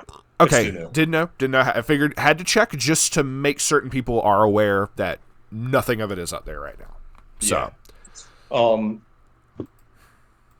so do we think the upcoming stuff? So once again, I don't think P3 is really going to make waves. Bunny Girl Senpai, like you said, depends on what they decide to do for restrictions. Blue Archive, I would love to see something new, always topping. Yeah, always something cool to see. I don't expect it to, but I feel the 2 are going to be depending on what they hit Bunny Girl with, and depending on if they do anything to Nikkei, to be completely honest. So yeah, let me just look at my tabs again real quick. Because we have the 4 regionals: Tampa, Toronto, Puerto Rico, and Pasadena. Pasadena is the end of March. He says France doesn't exist. No, you're good. No. Yeah. We got As far as three on the same upcoming weekend. stuff, the other thing that we also probably should bring up here is what, 2 weeks ago? It was the end of January. We had the Quince Premium Booster Yeah, came out. I did mention that. Yes, yeah. Which that had one for Rosemont. Yes, It let me was legal pull for that up. Rosemont, and Quince has already sort of been a fairly well represented set because there's just a lot of strong sets in there. Um, there was a Nino deck that got That was in Germany. It that got was Cologne. Was the Nino yeah, deck? that got Yeah, sixth because it was place. the Akakali deck was there. Yeah, so we already have one Nino deck on for Cologne, which Nino is projected to be one of the big winners out of the premium booster lottery, along with Yeah. Miku, as far as sets go. Miku gets a really big upgrade, kind of going from like most people consider to be one of the worst decks as far as Quince goes to one of the strongest decks now. Ichika and Itsuki get some new tools. Nothing super major that's like shifting the focus of the build, but they're not getting it any worse. Nino gets upgrades. The most important one is the quote unquote foolish burial level 0 Yeah. that people were running instead of other level zeros that were on the ban list. That foolish burial just got put on the Yes. JP ban list because it gave Nino um the efficient toolbox and access to the bracelet Negsol event again. Yeah. I noticed And people remember, immediately put that in. yeah, because remember, unlike sort of how other standby decks go, Joker's Albedo list, Neo is not a defensive deck. It's a very offensive, aggressive deck with a lot of on-turn power. And the Nino level 3 is one of the most busted finishers in the game. Yeah. Still at 4 in America, and it's at 2 in Japan. Yep. So Pulling it up. giving that deck a Nexal event for just basically an extra turn of no, you don't kill me, and I'm going to kill you, um, Know is going to you. make that deck very strong. And with that premium booster, Nino gets a whole other build, which is equally as strong as the set 2 Nino finisher, potentially stronger because I think people figured out how really strong that build is with the movie set uncommon and the level Yeah. 2 level assist that gives it cancel burn 4 Which is just off climax hilarious to combo. me, and I love the idea of that. Just like yes. Yeah, which the when we did the quintuplets video sort of discussing the builds, and I was literally like, I was the last ones to submit the builds because I wanted to test that Nino build specifically because I hadn't used the movie combo before and sort of how potent it was. Yeah. The movie package is absolutely insane. That is the core of the deck. And the level 3, like, again, most busted finisher in the game, arguably, was just a supplemental thing, mainly Exactly. for the additional 4 standbys that it provided. But just having access to that kind of damage confirmation and or push um, off climax combo, and then you can just efficiently put um, climaxes back in deck to compress. You're on the bracelet event or the motorcycle riding for 2 event that was like the 3-4 Oh yeah, I know which um one you're talking add about. yeah add 2 cards from clock to your hand. um Very, very cool, like level 3 like tech option if you can afford it, because it does True. call for stock and even in a standby deck. But my anticipation is, we've already discussed that I think a lot of players are going to pivot away from Overlord and SDS. Yeah. Still all right options in some form or another, but I think a lot of the players who are going to be going to the regionals coming up are going to they're going to pivot to sort of what else is good. Hololive, which we discussed, which is already doing well, and Quince, because Quince is now the new hot shiny toy that everyone's kind of revisiting It with the new is. support. Agreed. Um, What else is coming up? Blue Archive. I am not the Blue Archive person. I've actually on purpose avoided Blue Archive because Lord, do not need more gotcha games in my life. Yes, Um, I feel you on that. Agreed. but They got the from Fubuki the clone, people, but yeah, the people that I know that play Blue Archive have told me that Blue Archive is just an okay set. It might get the representation for player base because again, Blue Archive does have a lot of fans, but I don't think it's going to get that conversion rate into the top numbers. There might be one or two sneaking in there, mhm. but Agreed. that might be probably about That as might be best an as it outlier. gets. Yeah, Yeah, those will be outliers. yeah, That'll be the cream of the crop on that one, and it's going to be a yeah. bountiful crop of just players in general. So definitely high representation of Blue Archive, and it's definitely a deck you should look at just to be on the safe side to know what you're running into. In other words, go check Yeah. out my first impressions video and give it a like. Anyway, go ahead. Hey, there's the plug. Amen. There's the Hey, shameless plug. Yeah. Now, Nikkei. Well, okay, no, before I even get to Nikkei, Yeah, I have Bunny Girl. not looked at Nikkei yet. I've looked at the Bunny Yeah, Girl stuff. yeah. That is all. That Bunny has been Girl recorded. That is coming up soon. is Bunny Girl is going to be Chainsaw Man 2.0 because that's going to hit the meta and for the what one tournament that it's legal for, No, it's not going to right? be. It's just going to be legal for Worlds. Is it? No, because Yes. it's no, The last regionals is March 22nd. Bunny Girl doesn't come out till March 28th. ooh, okay. So I do get to talk about this. All right. Okay, so So it regional is going season is over fresh March into 23rd. Worlds. Yeah. All right. So Worlds, honestly, I don't think that's even a factor at all because it is a very small group of people on both English and like foreign side, JP, Europe, like whoever qualifies for Worlds. It's its own format, right? It's going to be probably Mm-hmm. random stuff tends to win Worlds all the time. Looking at Macross, no one kind of was anticipating Macross to win Worlds prior. Um, plus some other things. What I'm more concerned about outside of the four remaining regionals Mm-hmm. is going to be when we get to teams. So we're Yes. going to have I'll go ahead and pull that up. probably full power Rascal because we don't have any restrictions on Rascal and JP does. Mm-hmm. And we're going to have Nikkei. Rascal has proven to be, it was one of, if not one of, or like the best deck in Japan while it was legal. Yeah. It was that kind of like icy tail format Yeah. It clearly where got it a was, hit for a reason. Like yeah, it was, 100%. it was Aki, Mai, and Miku, and there were a few other things in that format as well, but that was the dub icy tail format, and it was a menace. Cries in Ichika. Aki, yeah, Aki has been hit for a year now, and going back to sort of how Bustro doesn't like to kill products, Aki was legal, I think, for 3 months. It was a 3 month window Yeah. that we had full power Aki, and Yes. yeah, everyone pivoted off of Chainsaw Man. Still an all right deck, but everyone pivoted off of it. Yeah. I still see people Um, playing it, but at the same time, yeah, they just were like, "Hey, yeah, I'd rather go it doesn't elsewhere." have it's not tier zero anymore. It doesn't have representation. Again, Poor still a good sucker. deck, but yeah. And the reports that I've heard from people that have tested Nikkei, I haven't messed with Nikkei because I'm waiting for the physical cards to be released because I just like testing the physical cards. Fair, very fair. Um, agreed. this is going to be a doozy of a set that I think is still in the experimentation phase. That people have figured out some stuff really quick, but Mm-hmm. there's probably a lot more to it as well.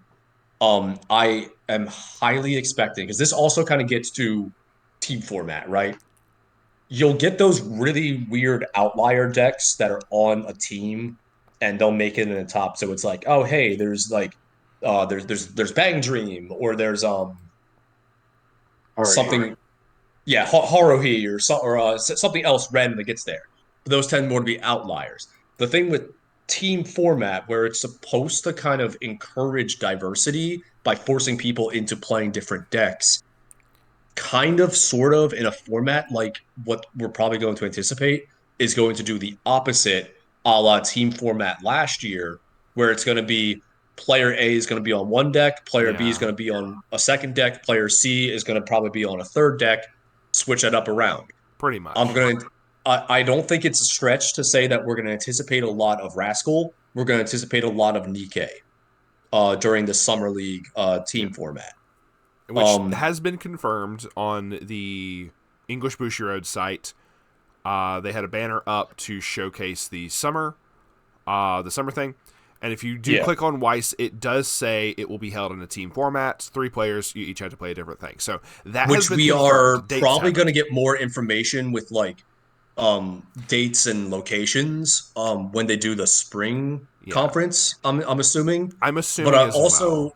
They I also still do have the not double think loss. that they're going to do any sort of preemptive hits on my or Nikkei or anything else I can't imagine, unless there's like until some random thing at Worlds, I can't imagine that it would be like preemptive. I couldn't imagine Worlds would really affect that. No. It would if JP would do it if Worlds happens, it would be something that JP would do before English. But I don't And anticipate that's any a, sort of major changes as far as the ban list goes between now and then. Maybe some of those unpeels we talked about before, but I am expecting a lot of Bunny Girl, a lot of Nikkei. Blue Archive won't be doing a whole lot. Persona's an all right set, and Yeah. it's an all right deck, but it's also like it's not going to be doing a whole lot, and it also kind of goes back to that point about the format for regional specifically. Mm-hmm. Persona's a stall. It's a stall deck. It's a you sit at level 3, and you're going to play your tap counters and all of that stuff, You're going to be and disturbing sustain the at level peace 3. and all that. Yeah. Um, which I think is also why a similar deck in Ayakashi Triangle, the pants version of that, That's the true. persona I haven't seen that the deck either. persona deck plays very similar to that, where it wants to kind of early play down to level 3, wall up at level 2, and then ramp up resources until it's ready to do the finisher. It has access to like tap counters and all the other kind of stuff. Um, I don't think Persona is going to really. Again, it'll be an outlier if it does get a top, but it's not going to be kind of the normal thing. Kenshin is kind of a strong set. I haven't looked too deep into that myself, but it has gotten representation In in JP? JP. Okay, I was unaware of that at And then all. Lyco Rico, In June. yes, yep. Like Rico gets really strong. yeah, It it gets gets some it very gets a good lot of the stuff. it gets a lot of the pieces that it really needs, and then shameless plug towards Carmen in his video Mm-hmm. of what he took to WGP Nats. There is a level 3 that is literally just a Yu-Gi-Oh card that just sets up your level 3 restander and burn finisher. Yeah, I've heard some nutty stuff with Lyco Reco. I am I'm doing gonna have to my look at darnest to this. avoid this show because I know I'm gonna like the show. And if I watch the show, I'm gonna buy the Weiss set. And if I buy the Weiss set, that means Money. I'm gonna have to Hey, spend. Yeah, yeah. hey, It's just like it's hey, one more deck I gotta build. But we're not hey. getting the premium booster until June 27th, So it's a good ways which down. it's a But good ways still. away. Which is gonna come back to what is the summer circuit going to look like? Because it won't be legal until July, and then we might get some more product announcements by then. Possibly. Yeah, because the Correct. Yep. furthest we have is that for English, not counting the Disney stuff for The mirror C. verse, and that's a separate video for a separate day. Oh my god, that. Yeah. Um, yeah. That's So not going to be for us. That's going to be for Southeast Asia. Like, that's all good. You know what? I hope they enjoy. I anticipate and the article that they brought up with the restrictions, where they're explaining the restrictions, said this. Mm-hmm. They did not want to directly hit slime. They wanted to keep these decks in the format in some capacity. They did not do direct hits to any of the combos, just some of the consistency pieces and some of the tech options because of the anticipation of what was upcoming was going to take over. They wanted to keep these decks around so that way it's not just the old stuff's out. Here comes the new stuff because Mm-hmm. Bunny Girl is going to flood the format. DK is going to flood the format, and Quince never really went away. And it's It just just going to was get kind of lying more dormant, popular. basically. Yeah. Not even dormant. It's like it's still getting No, representation. it It's was just still getting a representation. Like Nino was like, okay, y'all go ahead for a little bit. Itsuki and Ichika are sitting there like battling it out with like Chloe Marin yeah. and Like Ainz. there's plenty of Quince like tops, right? Like just kind of Oh like yeah, across the board. it still has It's top. sort of Diamond does Yeah. no, No, say we what? were all basically in agreement, but he was saying yeah. like Diamond does. Yep. Yeah.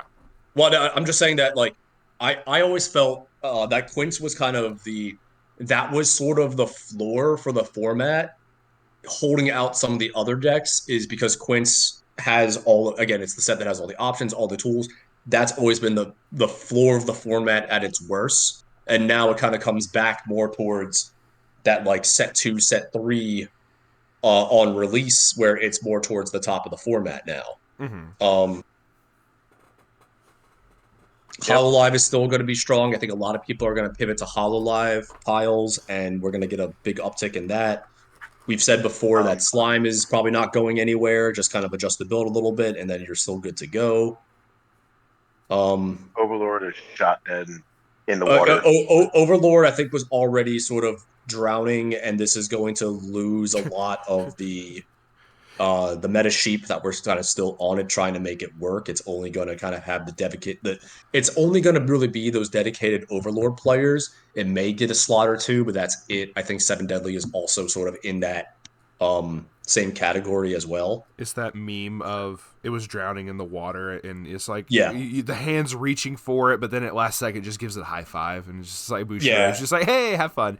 Yeah. Yep. It's like Bushiroad's holding up slime, Overlord, or you could pick Overlord SDS is drowning, and the one that's at the bottom of the pool is already dead. Yeah. It's kind of the same That, thing. that's that's Overlord. That's Overlord at the bottom of the pool. It's just Bone Daddy. He took. He's in a swimsuit. Yeah. That's just a funny mental Um, image. So, just a thought of decks that are either going to make a resurgence or we're going to see more of. I think that we're also going to see more of the Bochi the Rock. We're going to see more Bochi in play True. because that's going to be one of the decks that is very easy to stock flop Fumio in. Even if it Mm-hmm. is just a stock shuffle, you just get so many resources. It's just pants on head. You just go do the thing. You have nine Yeah. Yes. cards in hand at all time. Like, Yeah, it as long as you're has not like triple, tools. as long, Yeah, good. yes, like as long as you're not triple comboing with your level one every single turn, because you can't facilitate that. Yeah. Um, you want to loop it. You can you just got all these resources for free. You get the early play. You can just sack the specific level zero double R. It's an event Rize and stock bomb. You can just stack that in order to pull this early play or two or less climax and waiting room early play healer. You just pull it out for free. Yeah. Full free? No. I love the Bochi deck. Because I was also testing that for a while, and it did very very well for me. Just because a lot of people, I agree that I think that might see an uptick in representation.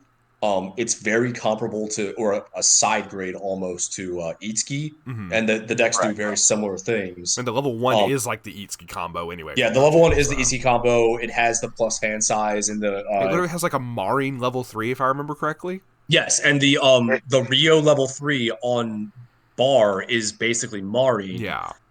So the deck is able to, instead of kind of going all in on a wombo combo, it's able to operate very efficiently where it's like it can build up stock, but it doesn't really need to. It can build up hand, but it doesn't really need to. But it just the deck strength is that you are running um on basically a lot more efficient resource Mm-hmm. engine than your opponent most likely because you can keep more cards in hand and you're going to have a number of stock that you can either keep it there or use for some of your compression tools, your tech pieces, the stock shuffle event as well. You don't need to sort of allocate stock for your plays like something like an SDS would have to do, where it's like I need three for the Fumio, I need three for the stock swap, I need four for double Hendrickson, so I have to get a 10. The deck can run rather high on resources and be okay and sort of adjust as it need to. I think that's a very strong option. Okay. absolutely, 100%. I also think that as far as some of the old stuff, Frieren is going to be still a strong option. I Oh, see definitely. Freeran doing some It's stuff. never going anywhere. Yeah, it's not going anywhere. I mean, shoot, it's been around. It was kind of like a final nail in the coffin for Overlord because it had a direct counter with that firm level 0. But Freeran is Yeah. still just like, again, just it's a very, very solid deck, kind of the evolution of the previously mentioned like Kaguya. We've talked about Danmachi a couple times with players on here. It's that like event-based deck. Mm-hmm. The evolution of that and the level 3 actually both level 3s because it's sort of like which one do you want to do. The trial deck one is the one that I'm personally building, a lot of other people doing, but the set level 3, because you don't need quite as many deck slots for the core, it gives you reason, like it gives you deck space to run other things. And that's a perfectly fine option as well. I think regardless of which level 3 you pick, that's going to be another strong contender, and that already and both Bochy and Freerin already have a pretty good representation. And shout Like outs like to there's tops for both. yeah, shout outs to I think there were. Alexander in the Discord. He actually got 8th place at Rosemont with free reign actually. So that was There you really go. cool. So Woo! hell yeah. Sorry, I just wanted to point that out because I was like, oh yeah, speaking of free reign, we had someone who topped with that. So hell yeah, go for it. And then we look at free run's not going anywhere. It definitely even when it hit Mexico, Mexico I think was the first event that it was legal in. I think there were what 4 or 5 Yeah, there top was I'm pulling it up in right and top now. and 16. both I think shows are popular enough where they'll get that 1, conversion 2, rate, they'll get that 3. representation. Like if someone's yep. bringing Bochy or Freerin to regionals, it's like yeah, that's that. Those are anticipated things, You are and correct. people are It going was to be 4. on that. And I think at least one Bochy has been in almost every single top, at least in the continental United States that I'm aware Let of. me double Um, check. I'm gonna It's start up it's at the hard to top. filter with the way that Tea Time has their stuff up, but I mean, Yeah, it's BTR. it's something. Okay, It's up here. it's not Something in else. Sacramento. You're good. I'm just It's gonna in look. it's in Philly, but it's down at like It's in 15th place. yeah. Duluth has Um, one. Uh-huh. yeah, something else that I Yeah. also need to bring up that they've been doing this tournament circuit that they did not do before, and we discussed this last night, I think it was literally, I think you're um, correct. was actually the top 16 cut. And they're not just doing top 8 cut. Because Yes. for years, it was top 8 cut, that's it. And then Yeah. this year they decided to sort of improve the tournament experience for everybody. That if you met that threshold of players, we'll do top 16 cut, which um is fine. Like, sure, okay. But now we're getting a lot more data as far as what's being represented and what people are playing. Because before it's like they would only post um 1 through 8, and then sucks for the guy in ninth. You just got bubbled out, and no one's gonna care what got 10th or 12th or whatever, right? Mm-hmm. But because now we have a lot more data with some of these top 16s, we can see kind of the all right, this is sort of like all right, like there's two, one, two, three. I'm just looking at Philly. There's 4 slimes in top 8, but then there's all these slimes down here. There's Overlord, there's Quince, more Hololive. There's the Bochy, right? Exactly. Let me see. Wait. So absolutely. Oh, it's further down. we Yeah. kind of get more data.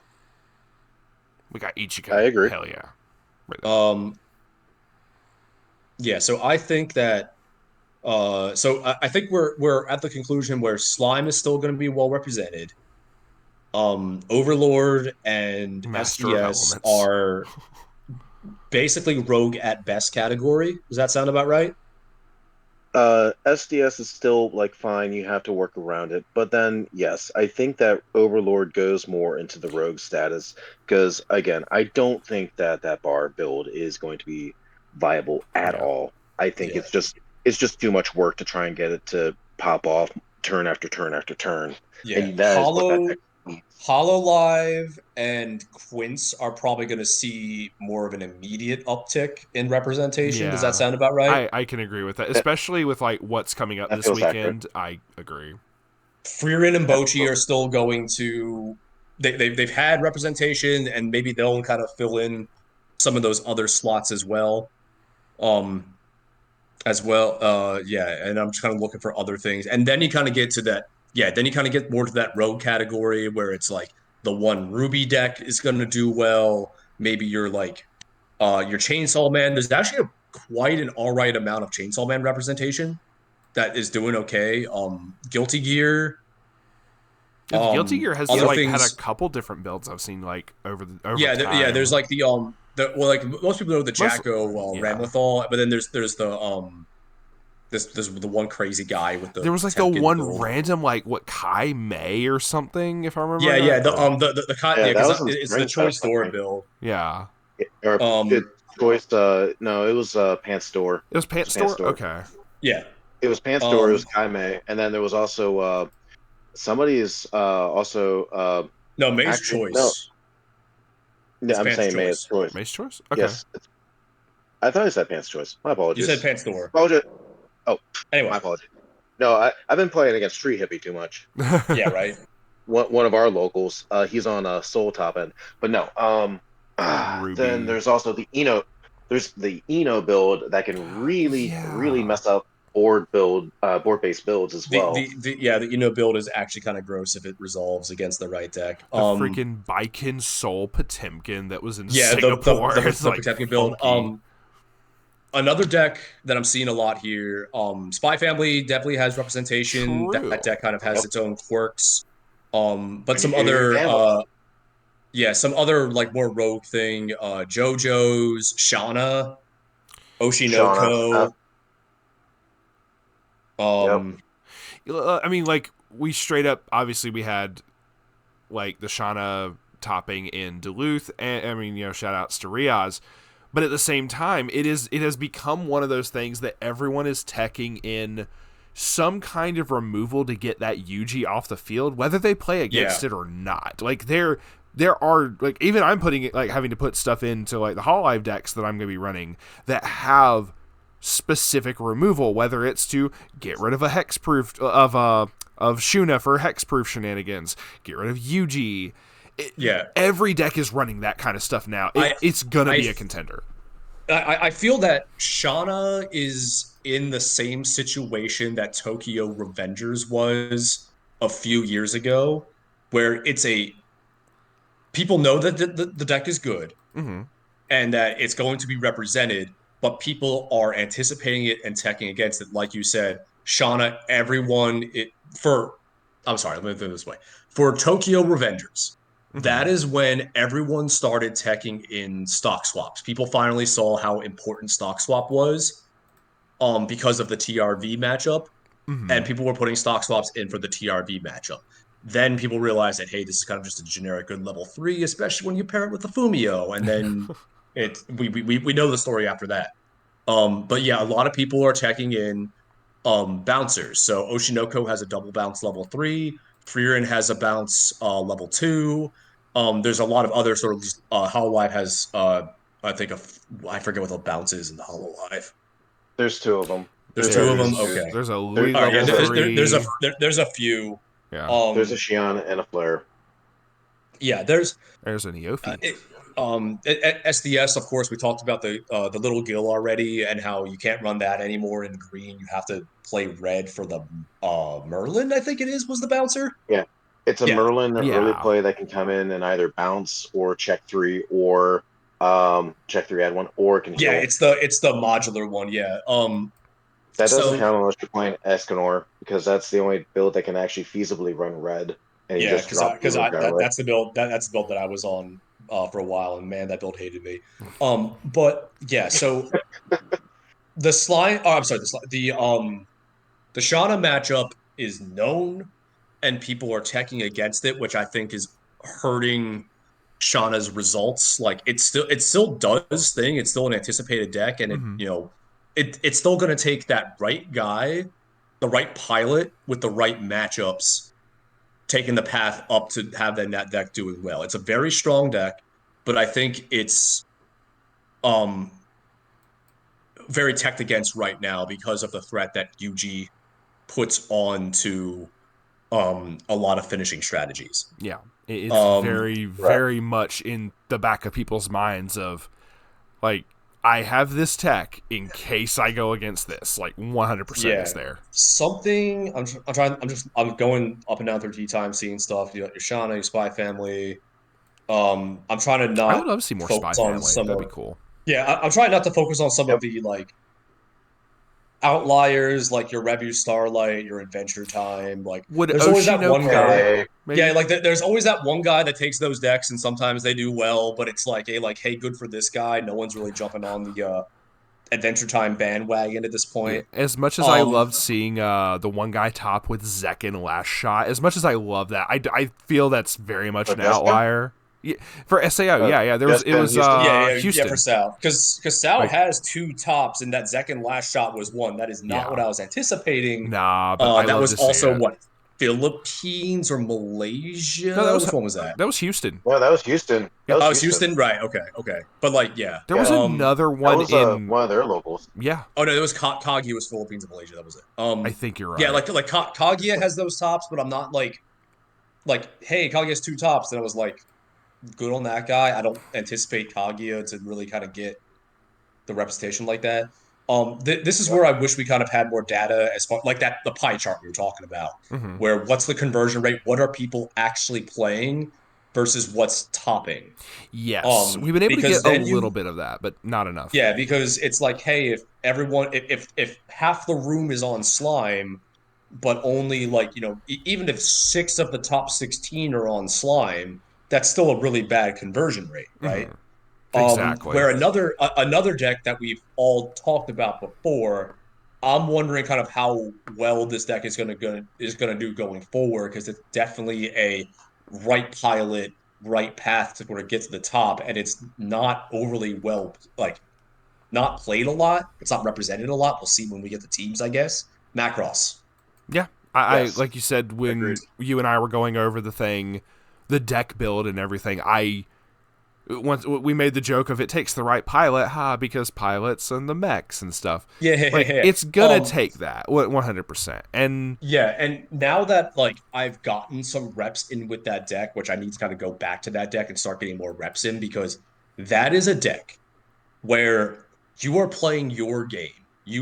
What you need to do is get your setup as soon as possible, and you are just and then you get some very ugly turns and some very ugly fail cases. mhm. But once you get your setup going, it's very hard to actually kill you because you're going to be in that constant free rush state where it's like there's always going to be 7 or 8 climaxes in deck. And just keep Um, throwing them so back it's in. so you just have that plot armor of like, well, my opponent's going to have 4 or 5 instances of damage coming at me.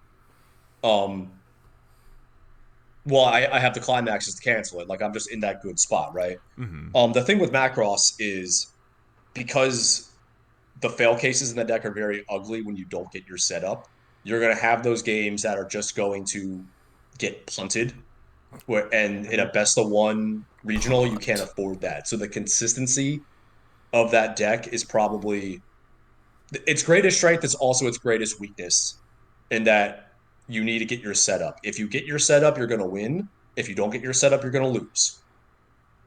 Absolutely. And then if you get rushed, because let's remember that Japanese players, like Japanese national players, they are a little bit more respectful towards their opponents. We here in the West, no, we will absolutely 100% run your pockets, steal your lunch money, and plow your mom. We Yes. are disrespectful like that. Like, what's Yes, the because third one he's gonna I say? have gone because I have gone up against cats players who are like, hey, here come the cats, here comes the climax. Just go straight to level 2. And I'm like, well, okay. I It's like, won that but I game don't by the way, wanna. because again, I wasn't set up, but I had to take a turn or two to get set up. And then once I got my the deck's like strategy going, then it's like, yeah, then you actually just don't do anything to me. So I'm gonna cancel it. But the rushing does not help with getting your setup. You kind of have to take a turn or two to get the pieces where you need them, get the events in memory, get the brainstorm out, get the level 1, get the climax. Um, it's a very fragile deck because it's going to require that turn or two of setup. So in a best Mm. of one in a best of one format, that's its biggest weakness is itself. But Absolutely. no, unlike Shauna, no one is really teching in the counters to it because that Correct. deck is hard countered by mill counters, Yeah. which have been getting a surge of sort of like printings and sets again.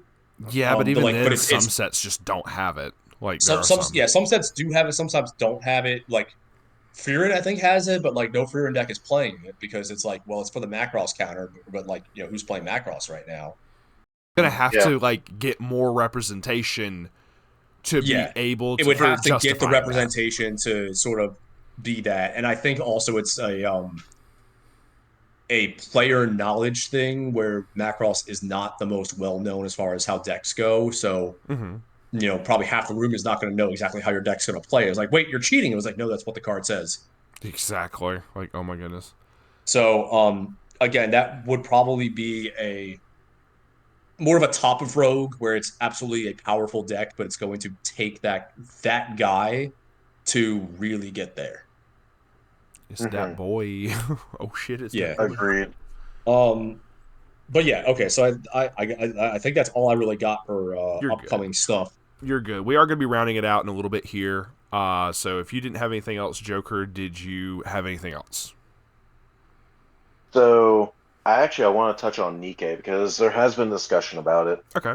Um, and there's discussion about an 8-bar build where it runs a rupee that kind of acts like the Azure Lane Taiho combo where plus just use stock. There's also the Bunnies combination, the Bunnies Casino, as one would, where if you trigger bars on your attack, you have infinite packets of damage. They basically become Packet works shot as one would. triggers and like increase how much damage they do. It's like kind of dumb. That's all I've I heard agree, about and that's from a the setups from Nikkei. I haven't looked into the set otherwise. It's pretty so dumb.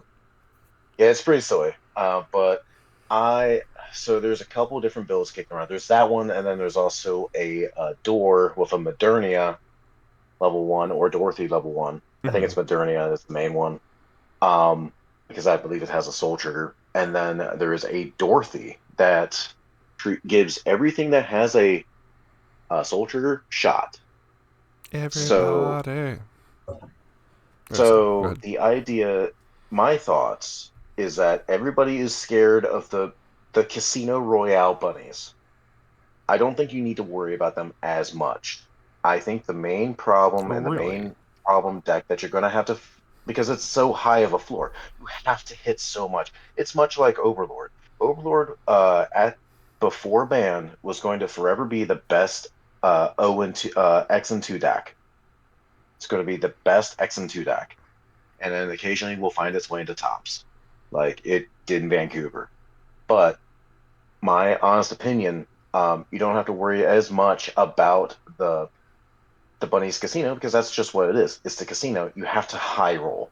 And if you don't consistently high roll, you're not that deck is not going anywhere. It's the Dorothy that can just get you have infinite shot works where you just give everything that has a soul trigger a shot. You have a free fresh that is a free fresh on play if you have six or less in deck.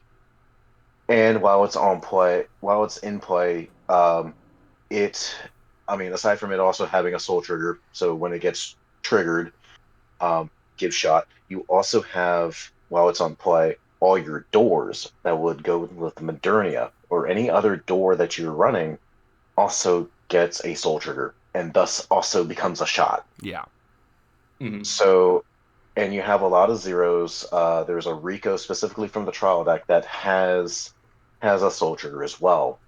So I think when people are concerned about Nikkei, I think a lot of people are like knee-jerk reactioning to the fact that the bunnies exist. I think it's really the Dorothy that's the real threat. And I don't know if Japan's really picked up on it because they're mostly focused on, I think, door standby, if I'm understanding it correctly. Because the biscuit is off a standby at level three. Mm-hmm. That card's extremely good with an on play heal and a burn four. Or on swing heal. You on Mhm. swing, discard a card, heal, and then Oh, you okay. also have a burn 4 attached to her combo. It's a lot So in one card. Okay. Yeah. and and just in general, like I think that Nikke is going to be a very expansive set. There's going to be a lot to it. I think the door pants is probably what we're going to be expecting probably at Worlds. I think it's going to be that, the my Sakurajima deck, and of course Nino and Mm-hmm. Murin. Those are going to be the four main contenders for Worlds. I I agree. I don't know Nikkei a bunch because again I'm kind of waiting till the English release gets closer to kind of figure that out. Same. I haven't even looked at the set Um, yet. Other than what some people have told me, I have not done the first impressions recording for that yet, so yeah. I have no earthly idea. The other thing with Nikkei, because again, it's going to be kind of like how Azure Lane was, Kantai, maybe even Blue Archive. It's going to have a very well represented player base already playing it, and then I think it's also going to have a lot of the top players looking at it and um and coming out. But Absolutely. yeah, but what I'm more concerned about, because again, I do not give five shits about Worlds format because it's just a super limited thing that's like it's like the Pro Bowl. Who the fuck cares? As Super Bowl is tomorrow as of us recording this. I Literally, have to care about that though. yeah, he's gonna be caring Um about that really hard in like 19 I have to care minutes. about that really hard. But for teams, this is sort of the getting back to what we talked about with teams Uh is huh. teams is supposed to give you the illusion of Of diversity. course. Where in And the fact, why with the sets that are coming out would you not want to have a team of, in whatever order you want, Nikkei, Bunny Girl, Quince? In some flavor, if not two of those three, and then maybe a Two third of those random thing. three, and like, yeah, or Hololive. Pretty much. Outside of those top four, it's those are the top four. Then you get to the Frieren Bochi tier, where it's like, sure, this is good. Yeah. But in a team format, why would you not want to be on one of those top four decks? And that's usually how it goes. Like, I fully agree. exactly. Yeah. And that's why I'm also talking about Worlds, because Worlds, whether we like it or not, it will potentially determine what those decks are going to be, because it's going to solidify what people are going to be looking at, and those are going to be the lists that people are going to be looking at. Just like True. with the Macross deck, everybody is looking at the Macross deck for this is how you play Macross, right? Yeah. Question mark. Well, That's the well, because standard. well, because We're not correct. the difference between that is Bunny Girl, Nikkei, and Quince are already very well established things that everyone knows about. There's already lists that are there that people know about. Correct. Macross was the dark horse outlier because Macross doesn't have the representation. It doesn't have the dominance. Like the what do I say for this? It doesn't have the The chutzpah I mean, or the representation. what dominance kind of I like, said that right. yeah. Yeah, Yeah. it was more of a oh shit Macross won Worlds and everyone was surprised and that's why everyone was focusing on the Worlds list because Everyone what went, that guy did Nani? was just kind of this is the one guy this is the one guy that took Macross to the top and like good on that guy and everyone's been going off of that build right with Yep. Nikkei with Quince with Bunny Girl those are going to they're already on people's radars. And also remember the whatever for Bunny Girl and Quince that is actually going to be at Worlds is might be different than what we're the list that we're going to see because of the Japanese restrictions. Yeah, the Japanese Nino and restrictions, Mai, we're looking at. English people just playing different in general.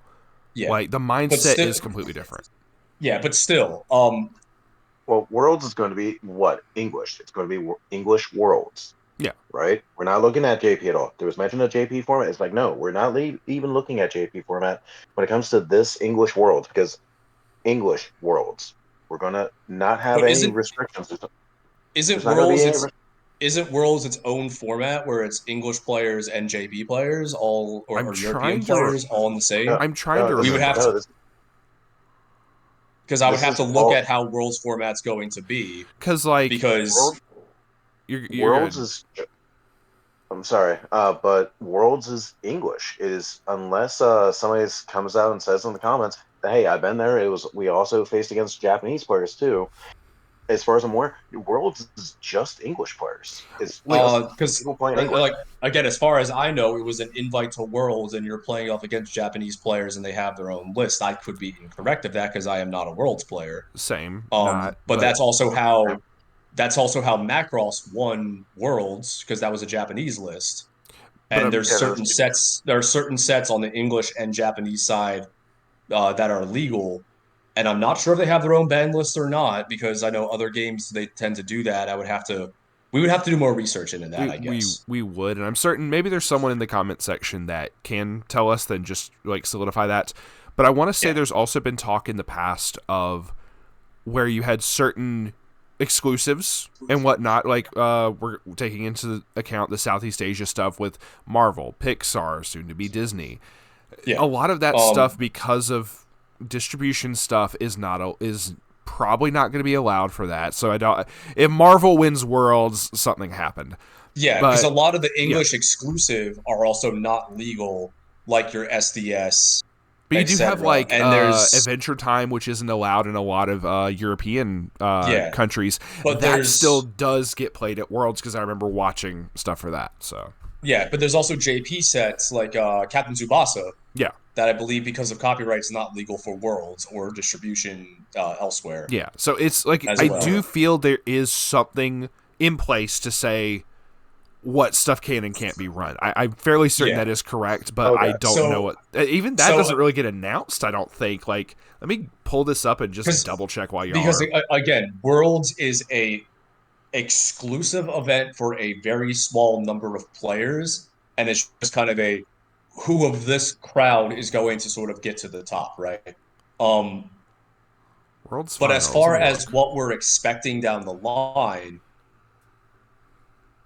we already know about Nikkei. We already know about Oh, the date is Bunny posted. Girl for about a year, and we already know about Quince. Regardless of what happens at Worlds, outside of Hololive, I don't expect a whole lot of variance in team format because team for English is going to be sort of the next thing that everyone is going to have access to, that everyone's able to go to, is the summer team league. And again, why would you not be on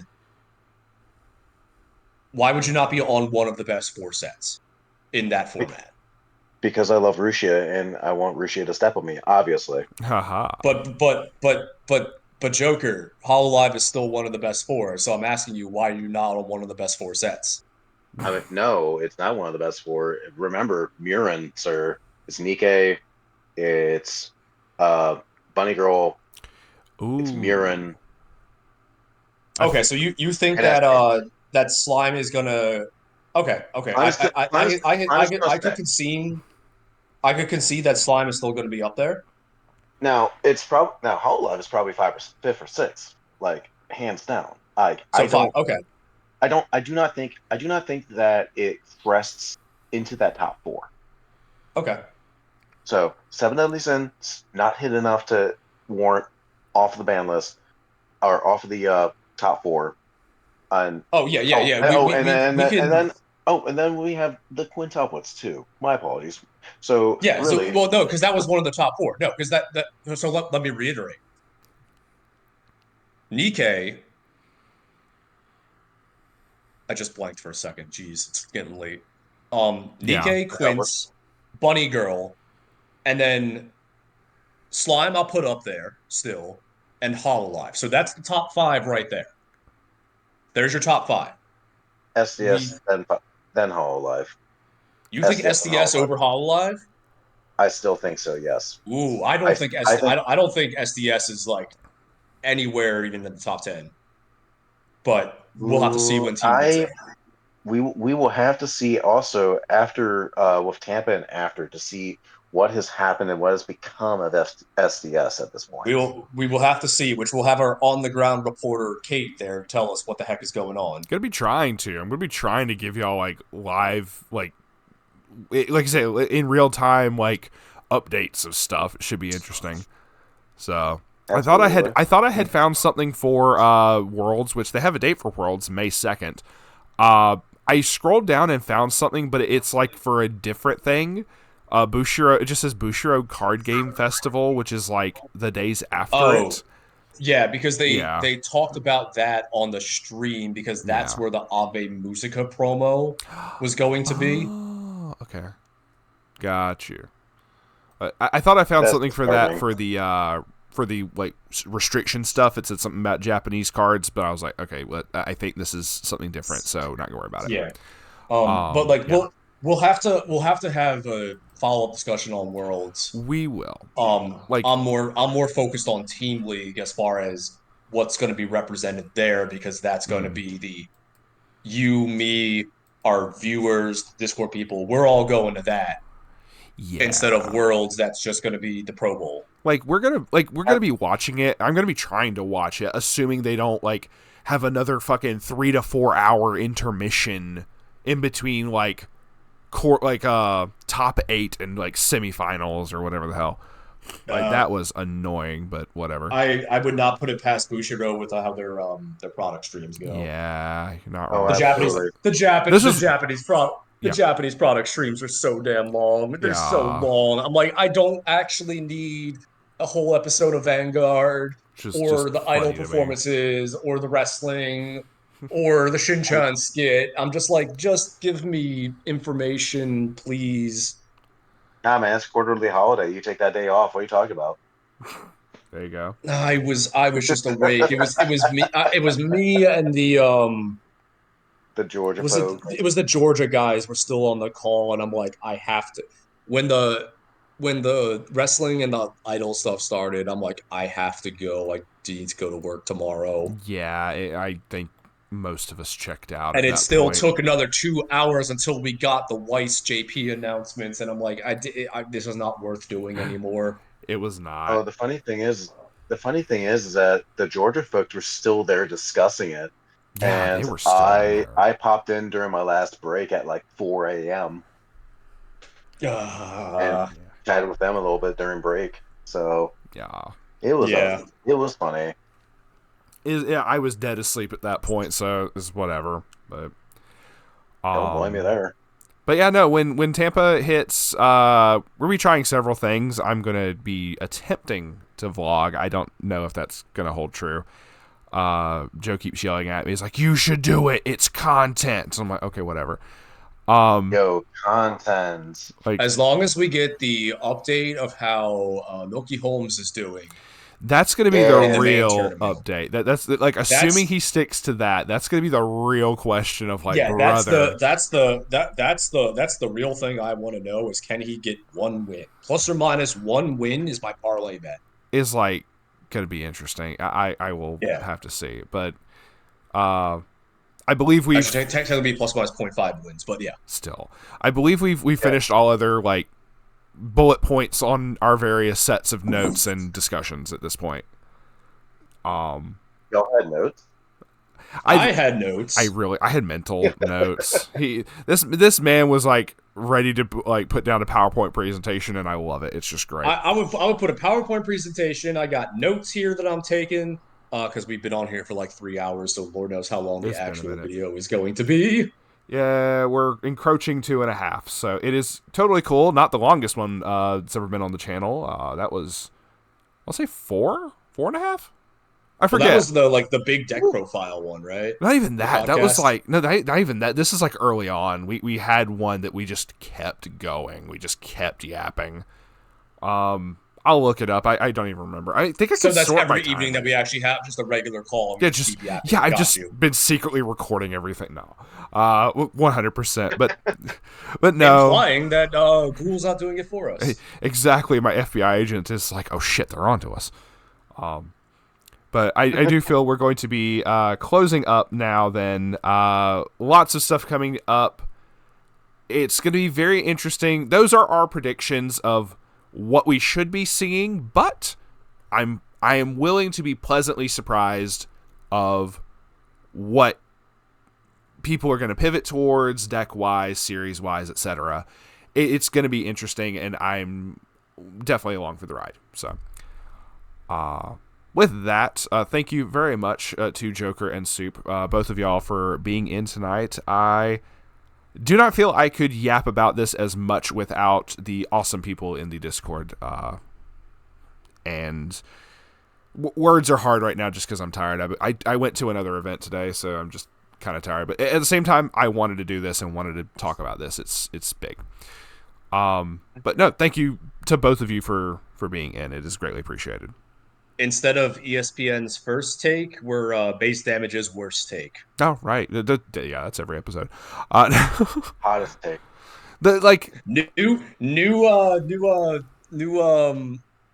channel segment. It's just worst take. Boom. There. Cut tape. That's just me speaking. Anyway, no, you're good. You're good. Funny thing. I'm gonna call out Joe. And then I'm gonna cut off this.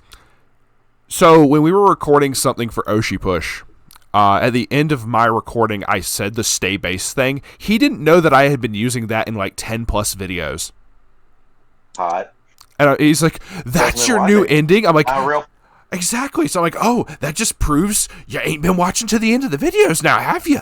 And he in also fairness, yeah. In also fairness, I haven't been watching the end of the videos either because they're either A, 3 hours long, or B, we are Base Damage worst take. No, you're right. No, it's just funny. No, I do. I've been paying attention. Thank you again. No, so it's all good. We appreciate you. I thank y'all so much. I'm just gonna cry. No, and thank you to everyone else who's been listening, especially if you stuck around this long. Definitely big thank you. Do all the cringy YouTuber stuff. Yeah, no, right. If you've lasted this long, type tomato in the comments. I don't know, just random. But yeah, feel free to like and subscribe if you want. If not, hey, it's cool. Thanks for stopping by to hear us yap. I'm certain there will be plenty of comments correcting us on our worst takes. And if you want to join the Discord to join in these kind of discussions, especially with, Tampa stuff coming up, with Worlds and everything coming up as well, all of that, if you want to join the Discord, there will be a link in the description for that as well. Feel free to do so. If not, it's cool. We love to yap. Like you said, even if we're not like recording something, we're typically like hopping into VC and just like yelling at each other for stuff. Professional yappers. Pretty much. Yeah, that's just this yappers. job. Yeah.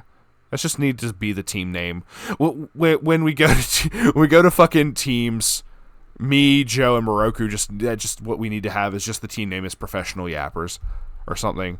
Y'all can keep Gaslight, Gatekeep Girl Boss, but it's whatever. Hell yeah. But with that, we're going to be signing off. Thank you once again to my wonderful co-host, Joker and Soup, and we will see you on the flip side. Stay based. Thank you, Cade. Stay based! Thank you, Cade. Stay based!